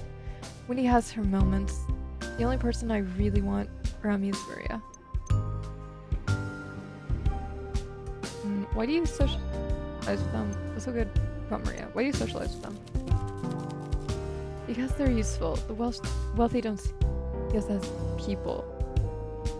We're tools, so I've sort of adopted that mindset. But you're rich. You're not getting it. I was born poor. That stain stays with you. For Killian, he was born middle class, so he's closer to home. I might be wealthy now, but I didn't come into the money through gem mining or property or an aristocratic aunt. Gambling. My father has money now, but all that means is that he has more to lose, and gamblers always lose in the end. If I don't ingratiate myself with these people, maybe even back up with one of them, I'll have nothing again. I'll be nothing to them. In the grand scheme, I'm a blip, a momentary fleeting thing in these people's lives. I've got to hook them in, get them invested, and eventually probably marry one if I want to keep this lifestyle. I just wish I could, I don't know, trust them a bit more. Some of them are decent, I think, but I know where I came from, and I know I won't go back. That has to be my focus. That's quite the plan. I'm a chess player, planning ahead is what I do. Still seems a bit cynical. You mean pragmatic? Seeing how quickly people changed the way they treated me the moment I got money left me a little jaded. I suppose. On good days, I think my new friends aren't like that. They're better than that. Wendy and Killian might have more to them than I admit. I still don't fully trust them yet. You shouldn't.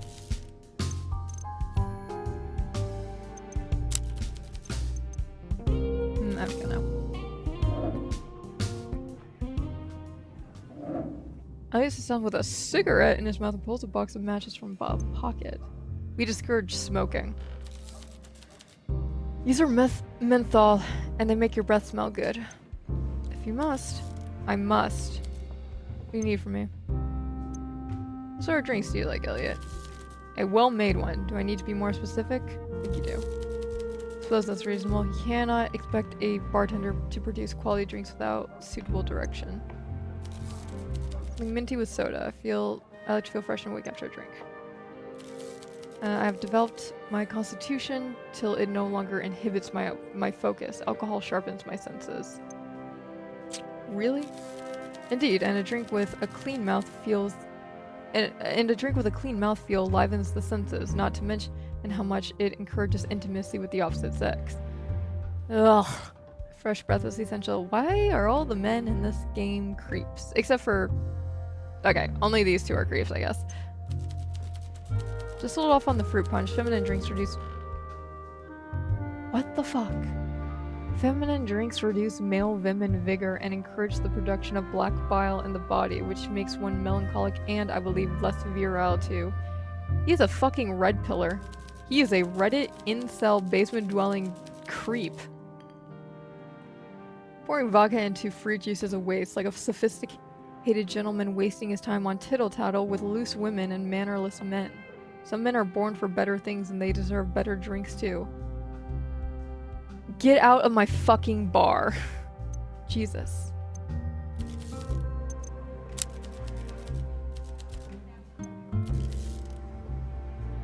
Mm-hmm.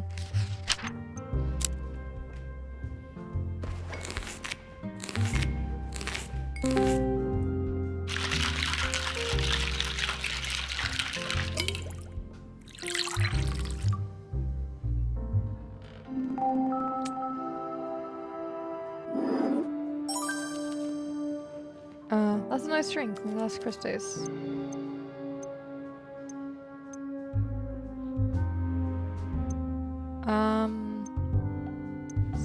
Tell me, we need to get him to open up a bit more. What benefit would we gain by sharing such details? I'm a customer. I want nothing more. Do you have any hobbies? I collect stamps. I inherited a collection from my father, and I am struggling to get rid of it. Stamps? Yes, the little square boxes you put on letters. I'm trying to trade the rare ones to become independently wealthy, but it's going averagely. You don't want to keep them? I don't consider hobbies to be a very masculine pursuit. He is a red-pilled fucking motherfucker. Ah. Men should aspire to spend their time on things of value, such as bettering society, exploring the natural world, mining precious materials, colonizing the subcontinent. Oh, great! He's a colonizing douchebag too. Constructing large towers. Do you do those things? No, I mean men in general. I hate this guy. What do you do for a living? I work for the arrondissement? I have no idea what that word is. Property registry. It's a very important position in the municipality, though often the plebeians. He used the word plebeians unironically. Jesus. Treat me like a clerk rather than a senior individual with a great deal of power and influence. Oh, I'm sure you have great power and influence. Sounds riveting. It pays my bills and gives me time to pursue other interests. What, like murder? What else is there to expect from a job? I make more than most people, that's for sure. Is money important to you? No, but I find it's a good indicator of value. Ugh, capitalist douchebag. Do you happen to know Peter? I only have 2 left. You ever know Peter? Is that a joke? I avoid him, as should you. Why should I avoid him? Oh, fuck. He's a villain. Everyone knows that. He works for that loan shark Carla. I'm not so sure about that. Ugh. Everyone pussyfoots around him like he's a gentleman. Pussyfooting around people like Peter is unacceptable. I will not pussyfoot like the rest. Okay, dude. If you're pussyfoot, it begins to lose the effect. What? The point is I don't socialize with men like Peter. Nor should anyone with common sense and decency. So, you know, you have a bit of a reputation. I'm here to enjoy my drinks and escape my troubles, thank you.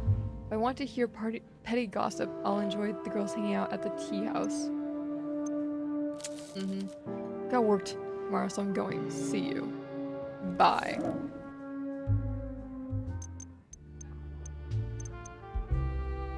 Who should we talk to next? Let's check in on old Padre over here. Oh, okay. Father Lacey? Please share something happy with me. I need to talk to someone who is not confessing mortal sins. How about a drink?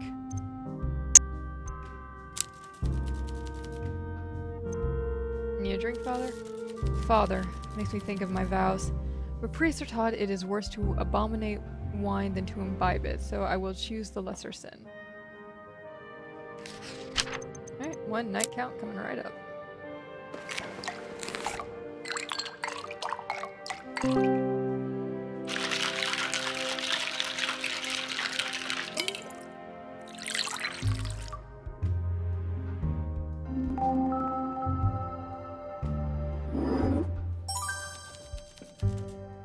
These drinks have really disturbed my equilibrium tonight. I should get back to my mans. No! Fuck, that's right. Got him too drunk. Hey, Vincent. Good evening. Good evening. I wouldn't mind a sip of something after a long day of reading. Good evening, Mr. Flore. They say conversation is a dying art. Let's prove them wrong. Drink, Vincent? Absolutely. Something timeless, please. Wine Eastern Ruby coming right up.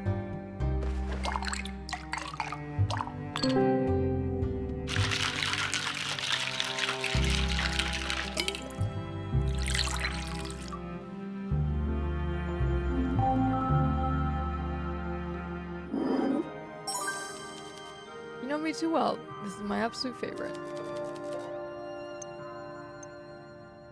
Have other speakeasies, sorry, tell me about yourself. What do you think of Killian? He's a boy in a man costume, petty and unkind. I'm against cuffing a child round the ear, but if his mother had lifted a hand now and then, he might have grown up to be a decent man. I like you, Vincent. His family name is a good one, which is why his bad behavior is a shock.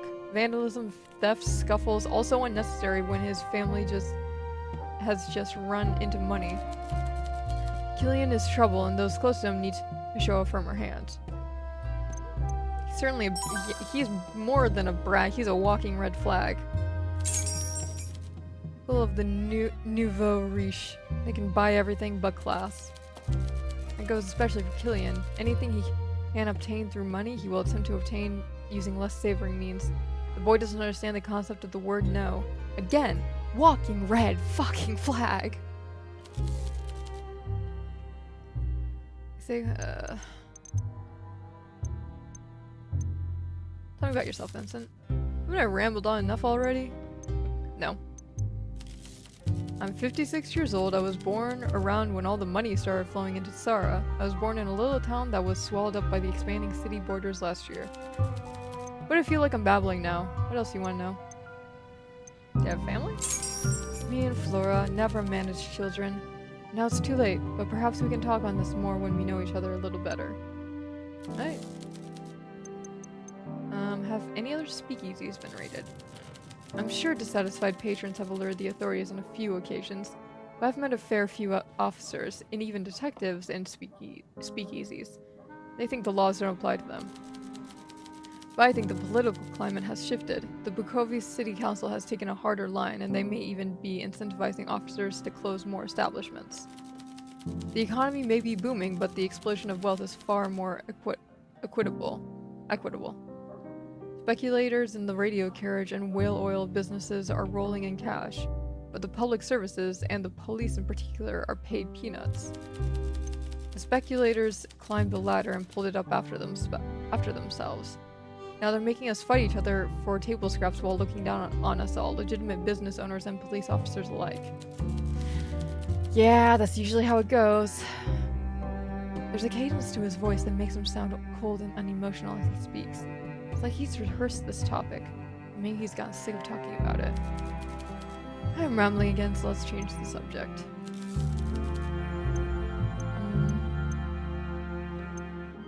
What do you know about Natalia Reid? Vincent looks down when you mention her name. He licks his lips, considering his next words carefully. I have been thinking back to when we met briefly at my accountant's office. She was smart, charming, and she knew when to drop that stiff Bukovia formality and be a little more laid back with her clients. I know she liked to drink. My accountant complained that she turned up worse for wear once or twice, so I imagined temperance was an issue. It was also no secret to my accountant that Natalia struggled financially due to her stubborn gambling addiction. How she managed to finance it is a mystery. I suppose it makes sense that she'd frequent speakeasies after the Prohibition. So there really is a killer on the loose then? Apparently. Ghastly. I hope her customers tread lightly. Me too. Look at the time, I simply cannot linger any longer. I slept on the Chase Lounge upstairs before, and my back did not thank me. Good night.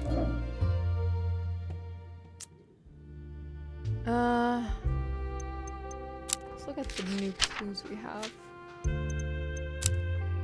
So lighter, syringe. You learn from Detective at the police station that the Bukovia killer has only targeted women with blonde hair.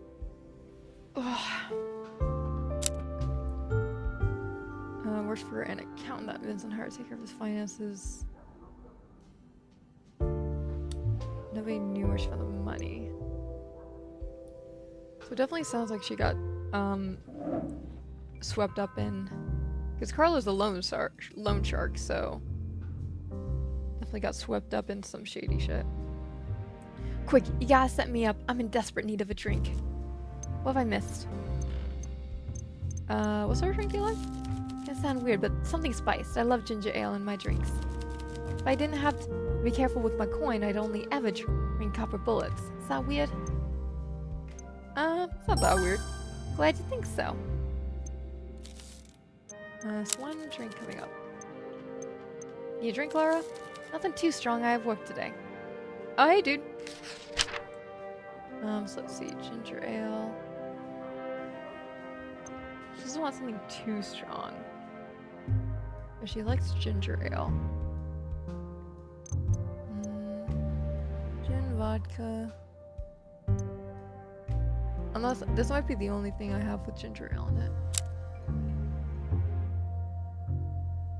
Oh, you started watching Fantasy High? How are you liking it so far?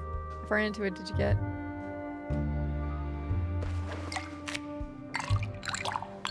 There we go.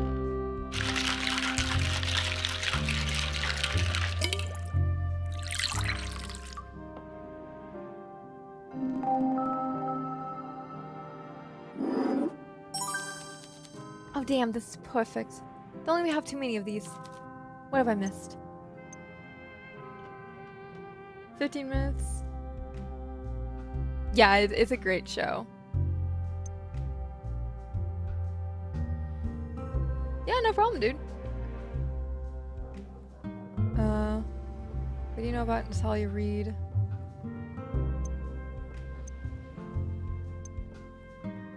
How do you visit? Did you come from work?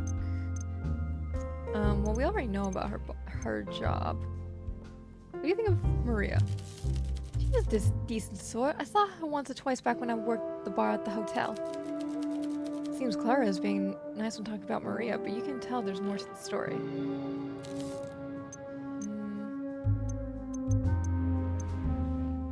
Did you know anything about Natalia Reid? I guess I've seen her a few times before the murder. She was in the spy lounge of the hotel a lot, same as Elliot, Olivia, and even Alina once or twice. Natalia mixed with anyone else? I saw her and Olivia ordered together at the bar. That stuck with me because Olivia is kind of a big deal even amongst that lot, and everyone formed a crowd around her. I saw her hanging out with Elliot once or twice too, usually away from the bar though, out over at the Vantage booths. Interesting. Yeah, now that I think about it, Alina brought Killian along too. I remember that pretty well because he asked me out. I mean, I don't wear a badge or anything, but do I look like I'm out here trying to date men? Oh shit, hell yeah. Nah, I get it. Did you come from work? No, I work in the hotel, so my shift starts early and finishes early. I have late afternoon and evening to myself, but I'm training real hard just now. Training for what? My gray belt. It's a martial combat thing, right? It's a bartitsu grading symbol. When I can take my seafood to the mat, I gain the gray belt. Good luck.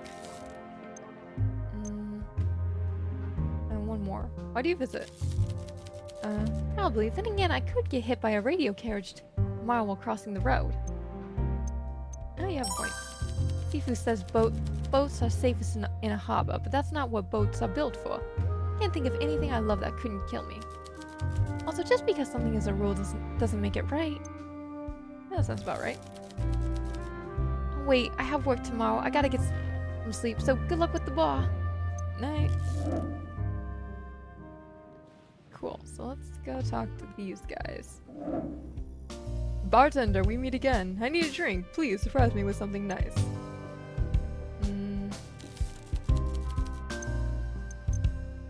Nothing new.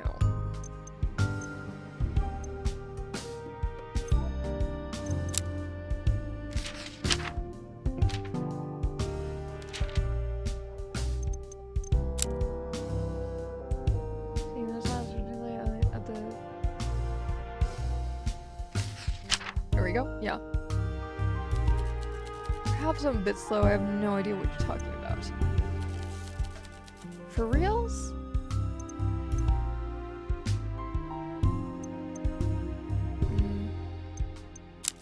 Bye. Will do. So, let's talk to Alina then. Hello, what does the girl need to do to get a drink around here? Evening, Alina. Let's catch up on the gossip. You were spotted talking to the murder victim. The Moida victim. Yeah, that's where I confronted Natalia about spending all of Father's money. Wait, is that the time I should get going? Fuck me.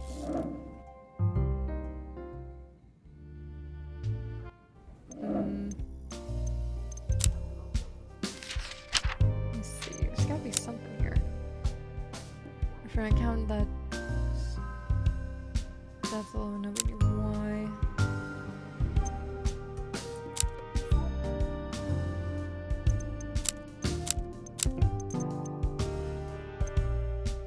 What shake did you get last night? I got a black and white shake, which is basically just a chocolate and vanilla shake.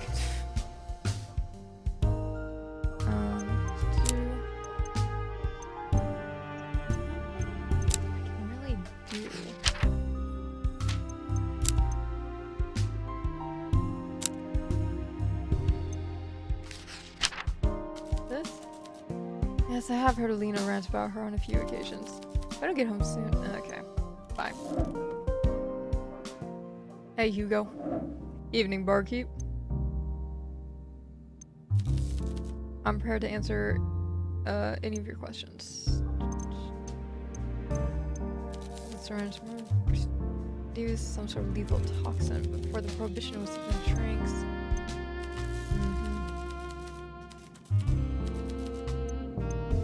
Alright, maybe let's just present some new foods.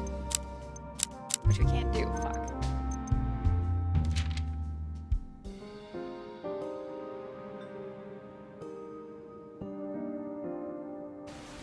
Oh, whoops. There we go.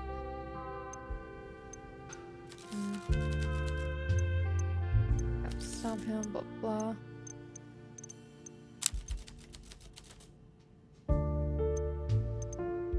I have them in my notebooks. Oof. I feel like Elliot is the most likely. I'm interested in hearing your thoughts on him. He's managed to avoid most of my questions. What would kill him? What's his motive? I didn't figure it out. I'm just trying, man. Do you have evidence like substantial? Well, the evidence to convict him speak without it. Wait, are you sure about this? Once. I'm not sure we can consider this. Any more time? Uh, yes. Can I have barkeep? Yes. In the day? Because I don't have anything else.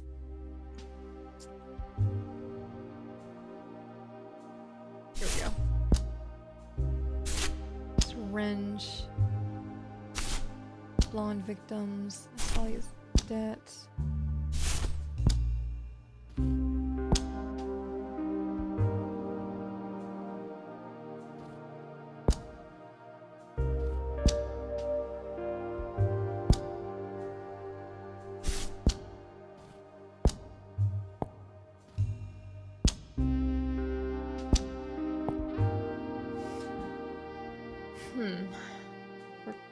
For an accountant, that's hard to his finances.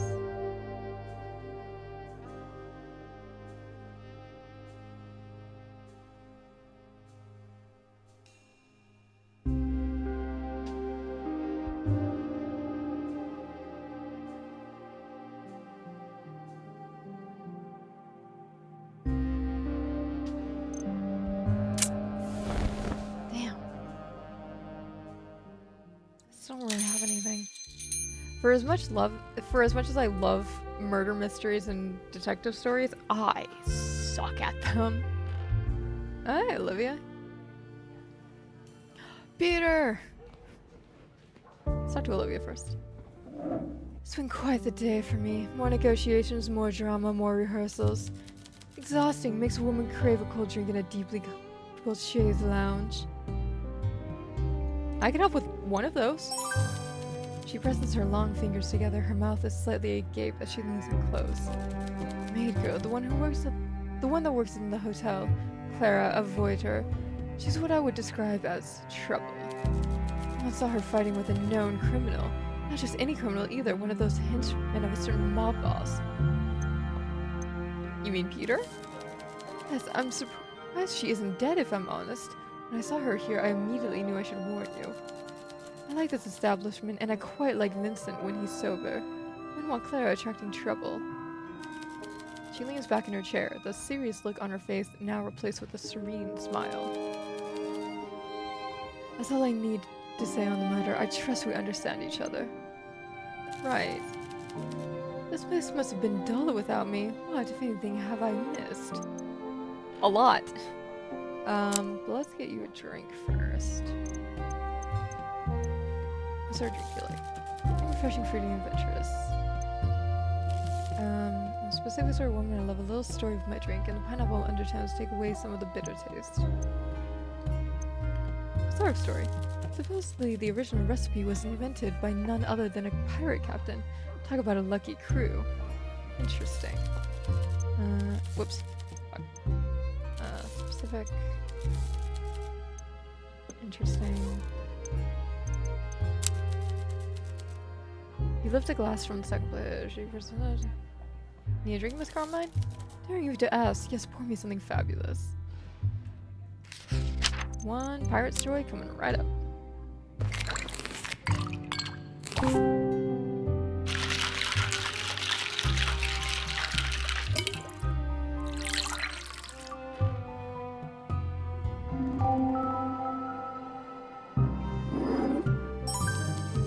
Astonishing, flawless, incredible, divine, absolutely brilliant use of everything. Inspirational, honestly.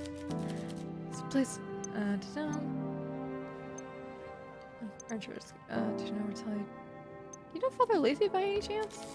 Yes, I know him well. He's a priest. Does it seem strange that two people are so different? That two people so different share the same speakeasy? Not particularly. Well, it's not my place to say, but I don't think he's keeping his vows if he's coming here. And he's such a drag, sitting there clutching his little drink. It's like looking at a child crying at their own birthday party. He was so stoic a few months ago. He's thoroughly morose now. I asked him what's wrong, but he doesn't like to answer. It's not like I can tell anyone either. Oh yes, I keep seeing Father Lacey at the secret speakeasy we share. I hope he cheers up soon and goes back to his old self. He's always been a big old sad sack, but his droopy face is making the floor tiles sad. Let's hope.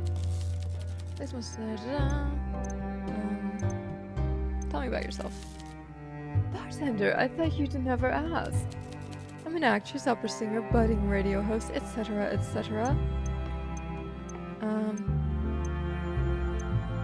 How did you get into acting? I've always been an actress. My parents raised me in the theater, so acting came natural as breathing. Seems like quite the advantage. Theater is all nepotism. I've seen women almost as talented as me mangling clothes at the laundrette. If you think you're the first to tell me I benefited from my upbringing, I can assure you I already know. Well, I once saw a roof tiler who needed no ladder. He was 7 foot tall. We all have our advantages. Just because the rails were in place did not mean the locomotive was guaranteed to run. Many have the same track ahead of them and never leave the station. That makes sense. I'm an and about the radio show. Ah, my favorite subject. I'm so glad you asked. Radio's new and exciting. Radio's new and exciting. Olivia leans in, perking up in her chair. She wants to make sure that you're soaking up every word. Precisely. I've already been on the air as a guest, but my new show will be a bit of news, a bit of gossip, and most of all, an advice column all of my own. I think I can teach my listeners a great deal about poise, taste, tact, and how to live with just a bit more extravagance. I've noticed the younger generation, well, younger than me, have lost the gall that defined them. Why is that? It's a question for the scholars, those with minds sharper than mine. Although, if I were to guess, I'd say it has something to do with how quickly Bukovia advanced in the last 30 years. Obviously, I was a child, nay, an infant, when the boom happened. From what I understand, there was such a sharp influx of money into Tsara that we created an uneasy mix of industrial giants and lucky speculators flooding into the same social spaces as the established aristocracy. So basically a mix of new and old money. Gillian's parents are of that crowd, and they are as tasteless as they come. That does not surprise me at all. They have the money and power, but lack the graces, the decorum, the sense of permanence that we have. We? Well, figuratively speaking, Gillian has the wealth of a sultan, but the demeanor of a grain store supervisor. That's just my opinion. You'll hear me expound on my views more eloquently on air next week. She winks, taking the last sip of her drink. There's something about the shrewd look she gives you that catches you off guard. I suppose you'll need to listen in to learn more. Maybe. Take a sip of water, cause God, my throat is starting to hurt.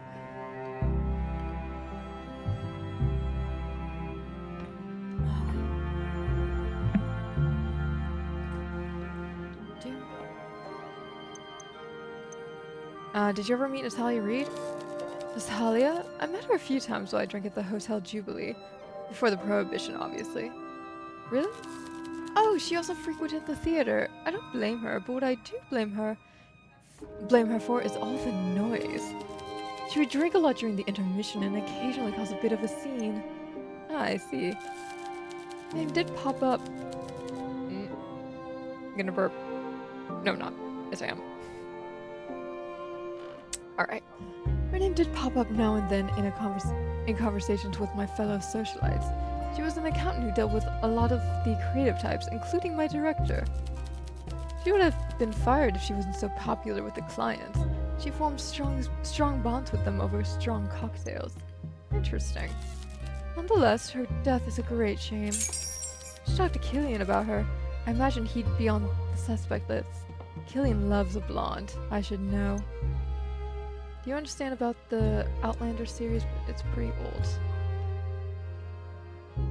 I know Outlander, the historic time-traveling romance series. That isn't to my particular taste, but like...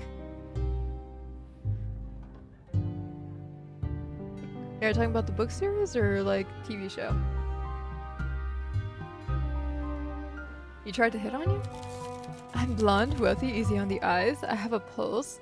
I'm more than qualified for his affections. Oh, the book series. Yeah, I mean, I know about it, but I'm not really into romantasy or capital R romance. Give me the adventure. Keep the romance. This place must... Just bring it up because all the books are like over 1,000 pages long, and that was... Dude, some fantasy series, like, they can get... They get crazy long. Most of the... In fact, most of the books I have are probably over 1,000 pages, give or take, or at least close to that. Like, there's no way that's the book.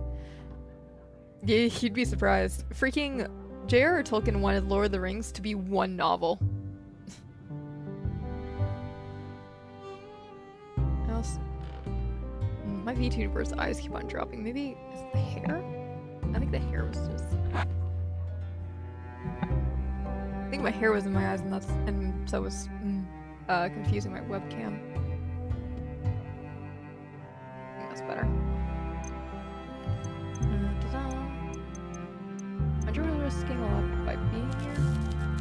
Life's a risk, darling. Well, for some anyway. For me, not so much. Are you sure about that? Are you sure about that? That particular type of frown will give you some very deep-set wrinkles. If you must worry so, save your worry for your own problems, not other people's. Look, I doubt this place will be discovered, and if it is, well, imagine the press. Olivia Carmine, thrown in the slammer, locked up, prison for life. Gosh, there would be riots for my release. You seem very confident. I'm kidding, obviously. No, I doubt I'll get more than a slap on the wrist if I'm caught. Makes sense. Heavens, would you look at the time? I should be going. Your tab?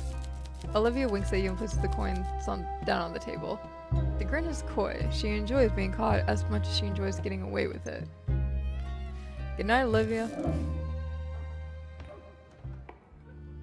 Hey, Killian. Let's have a chinwag, okay? Bartender, we meet again. I need a drink. Please surprise me with something nice.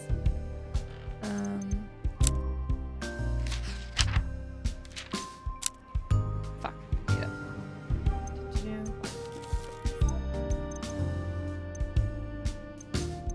Here you have a thing for blondes. You creep.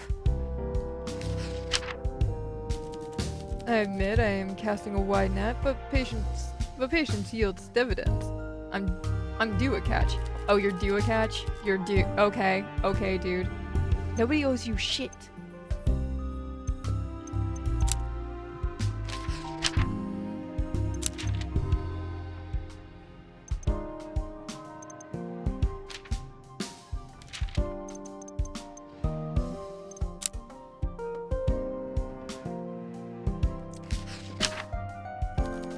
Blondes? I love blondes. Another reason this killer must be stopped. If I don't get home soon, yeah, get the fuck out of here. Get out of my bar. Hey, Alina. Hello. What's the girl needs to do to get a drink around here? Evening, Alina. You should keep your head up. Because this killer is targeting blondes. I mean, I'm not totally against the idea. It would certainly secure my future. Don't marry him. He's a douchebag.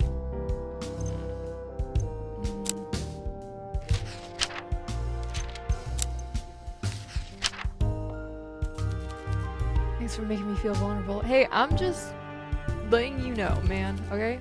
Please, that's the time I should get going. See you later. Hey, Vincent. Good evening. I wouldn't mind a sip of something after a long day of reading.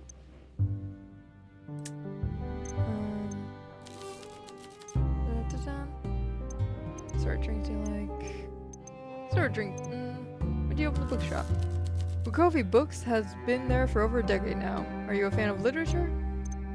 Yeah. I never took you for the educated sort. A mistake on my part, for sure. It's always nice to meet a fellow enthusiast. The book depositories in this district are in a shocking state. Nothing but grimy, lurid bestsellers and nothing of note from local writers. I enjoy foreign literature, but I fear with how the publishing industry operates, it's hard to notice the books that were created in our towns. Bukovia has a thriving literature scene, but it is dying because of this influx of exotic, lightweight fiction. Dude, I hear ya. We both know I don't need to work, but a man has to have a hobby, and if that hobby is meaningless, then what's the point? Bukovia's golden age was once cultural. Music, books, opera. Now our industrial might swells while our souls shrivel. Again, I feel ya. I might be just a lowly bookshop owner these days, but stocking this place with the books I love means the world to me. We need more people like you in the world. Does that make sense? Yes!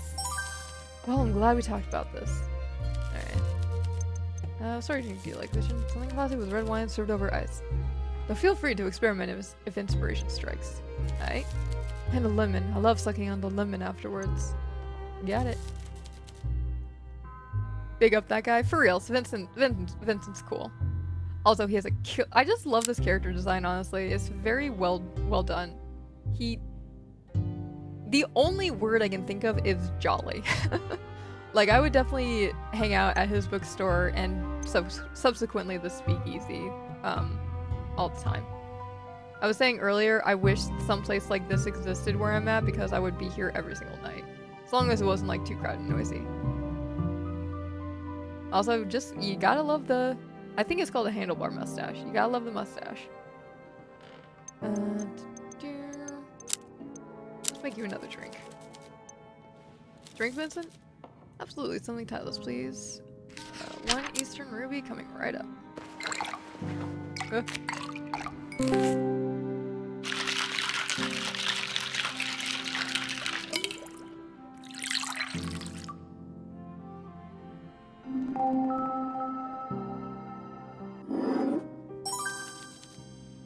No Me Too Mo, this is my absolute favorite. Let me see. They like Natalia Reid as she matches his taste. I was swinging to Spires Lounge. Let's do this one. Natalia's debt? Know anything about it? I was aware she was struggling with financial issues, but not quite aware of how much. I was not related to her death. Can't be ruled out. You say, okay.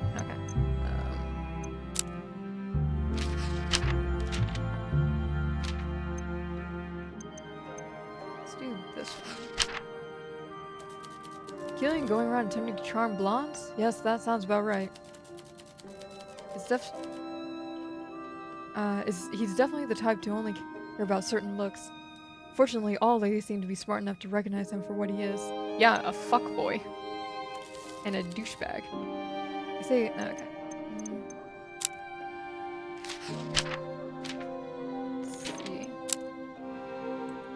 Talia speaking to this. This one's with Natalia. Let's do this one. I say I know too much about this Elliot person, but I can confirm that Natalia did often enjoy hanging out at the hotel. It's located near her favorite casino and was surrounded by quite a few speakeasies once the hotel bar shut down. Good to know. For the time, I simply cannot linger any longer. I've slept on. Alright, night, Vincent. Peter! Well, look who's still open. In a world of dwindling light, I'll fix you a drink. Was there? Oh, right, you like. Peter leans low and his chin rests on the bar light, catching the long scar on his cheek. His eyes twinkle as he looks up at you. Drink, Peter? Maybe just one. You don't want my lips loosening, who knows what I'll say. Dude, no, for real. As soon as he showed up, I was like, hello? Who are you? He's very much my type. He also works for the mafia, so he's like, I don't want to say bad boy, but I said the same, I said the same thing. Tumblr is gonna have a field day drooling over this guy. Well, hello, who are you?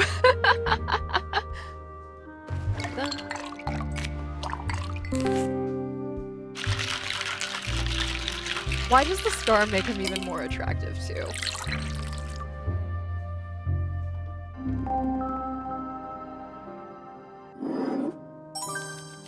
Ugh. That face.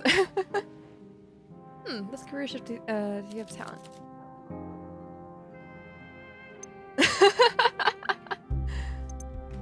Alright, I have some info. I have some intel for you, Pete's.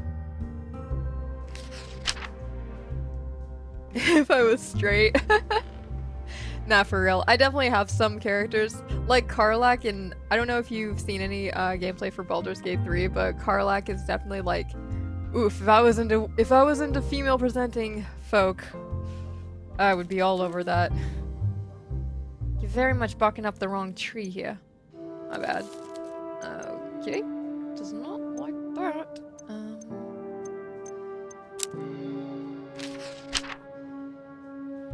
Baldur's Gate 3. Oh, if you like fantasy, you definitely need to watch gameplay of Baldur's Gate 3.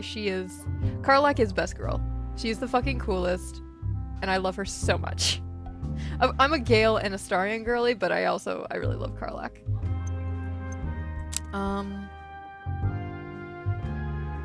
What about this? Oh wait, actually let's do the debt one. Natalia's finances? Do I look like a banker? I heard she was in debt. She was a gambler and a trunk. Both are expensive hobbies. Have you ever collected money for your boss? You know I have. I'm the muscle, and money is heavy. Did you collect from Natalia? Peter leans across the bar. It's close enough that you can smell his cologne. Those eyes. Are you talking about Peter or Karlach? You expect him to tell you a secret, or perhaps whisper something, but he doesn't. Instead, he waits until you meet his eye before he speaks. Karlach. Oh no, yeah, Karlach's character design, she is so fucking badass and gorgeous at the same time. Like, she's the coolest. Did you? No. Now, no. Now, did you have a real question for me? Like, did you kill Mr. Wagner? I don't think you killed her. I know you're what you're capable of. I don't think you killed her. How'd you still know when to back off? Oh, sweet. Our affection got higher. I don't have to explain this to you, but dead people can't pay back the debts. I got no business writing off credit like that.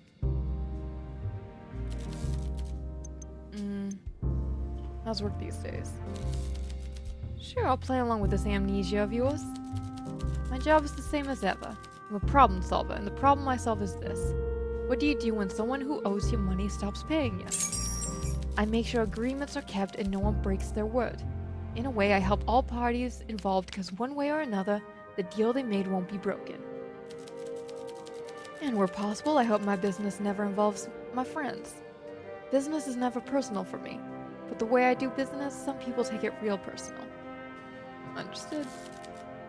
I have one more I can show. Let's see. Peter's still employed in the criminal underworld as a debt collector, ensuring his employers, usually loan sharks, get a return on their investments. Alright, let's do this one. Yeah, interesting they were socializing away from the speakeasy too. Well, I won't go home, but I can't stay here. My job sure don't got... Poof! Make sure you don't get into any mischief while I'm gone. That's my job. Will do. Evening, barkeep.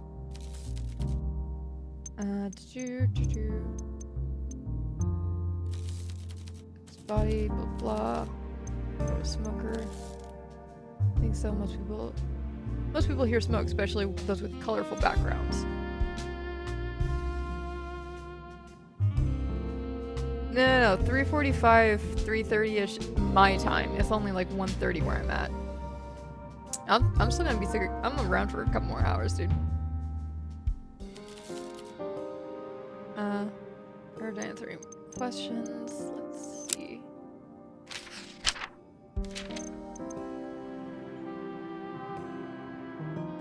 Oh, you're good.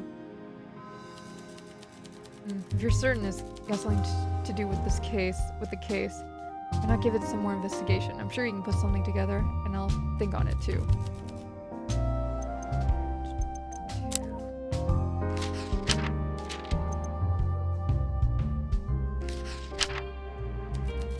Know something about Peter? Do you think Peter's criminal past is related to the case? It's one avenue of investigation for me to consider. Peter's always been smart enough to avoid serving real time.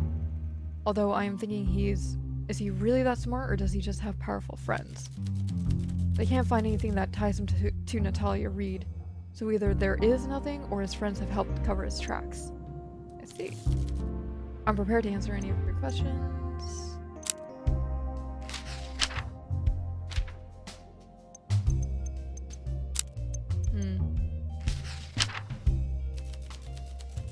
Interesting. Confront Elliot and Alina with this and see how they respond.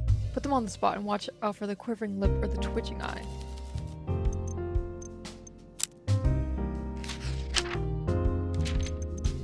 Talia's debts.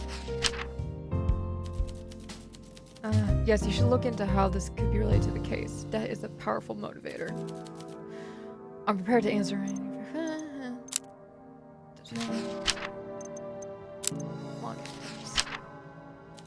I might have overshared when I had 2 from agents. Alright, I think that's everything. I have a bar to run.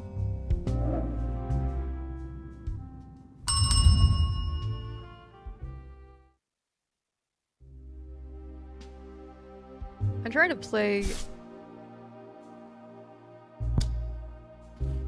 play the entire demo, but I don't know how long it is. All of the Bukovia killer's victims have been blonde women, which Killian is known to have a preference for when it comes to dating. Especially he turns to murder when he doesn't get his way. Let's see.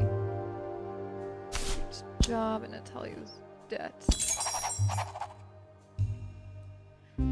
Peter collects debts for a living, and Natalia was in serious debt due to her gambling addiction. Peter's boss may have ordered him to kill Natalia when she could no longer pay up.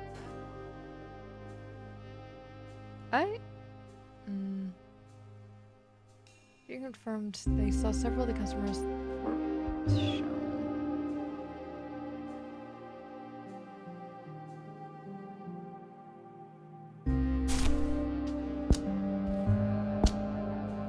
Nothing. Especially blonde. You know Siri? I mean, yeah, I've played, I'm far enough into the game that we've technically met her in like a flashback. Like, I know who she is. I know a little bit about, the Witcher series.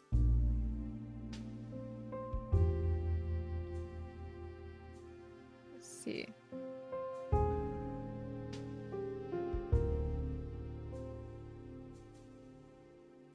Elliot.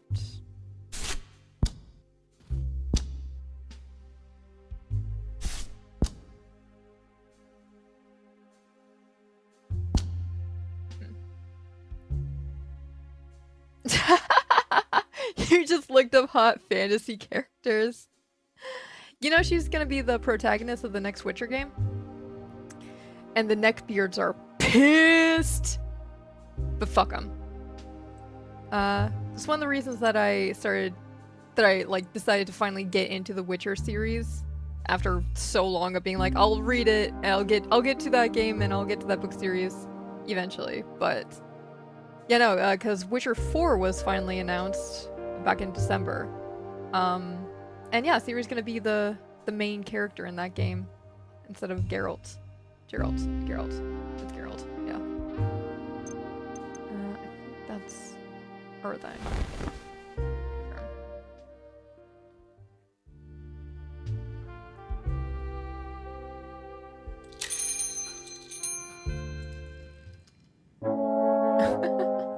Oh, hey, Clara. Clara sits at the bar, but can't look you in the eye. She's quiet. You can tell something's off about her. You good? I don't want to sound paranoid, but someone is out there. Someone dangerous. I'm gonna reach down below the bar, grab my shotgun. If I was running a speakeasy or a bar in general, like, absolutely I'd be packing. When I left on Tuesday, I think I was chased. Footsteps were coming towards me fast, so I ran. You were chased? Maybe I'll talk about it later, but talk about it later if you're interested. For now, I was kind of giving her like a Harley Quinn-esque voice. Mr. J, Mr. J. Damn. I used to do a great Harley Quinn impression, but ooh, what the fuck? What just happened? Oh, damn it! That was everything. I can't wait for the full game. We hope you enjoy it. Stay tuned for more updates. If you liked what we played, consider adding. Yes, I'm super excited for the full game of this. As soon as it's released, I am so buying it. Yeah, it's already on my wish list. Nope,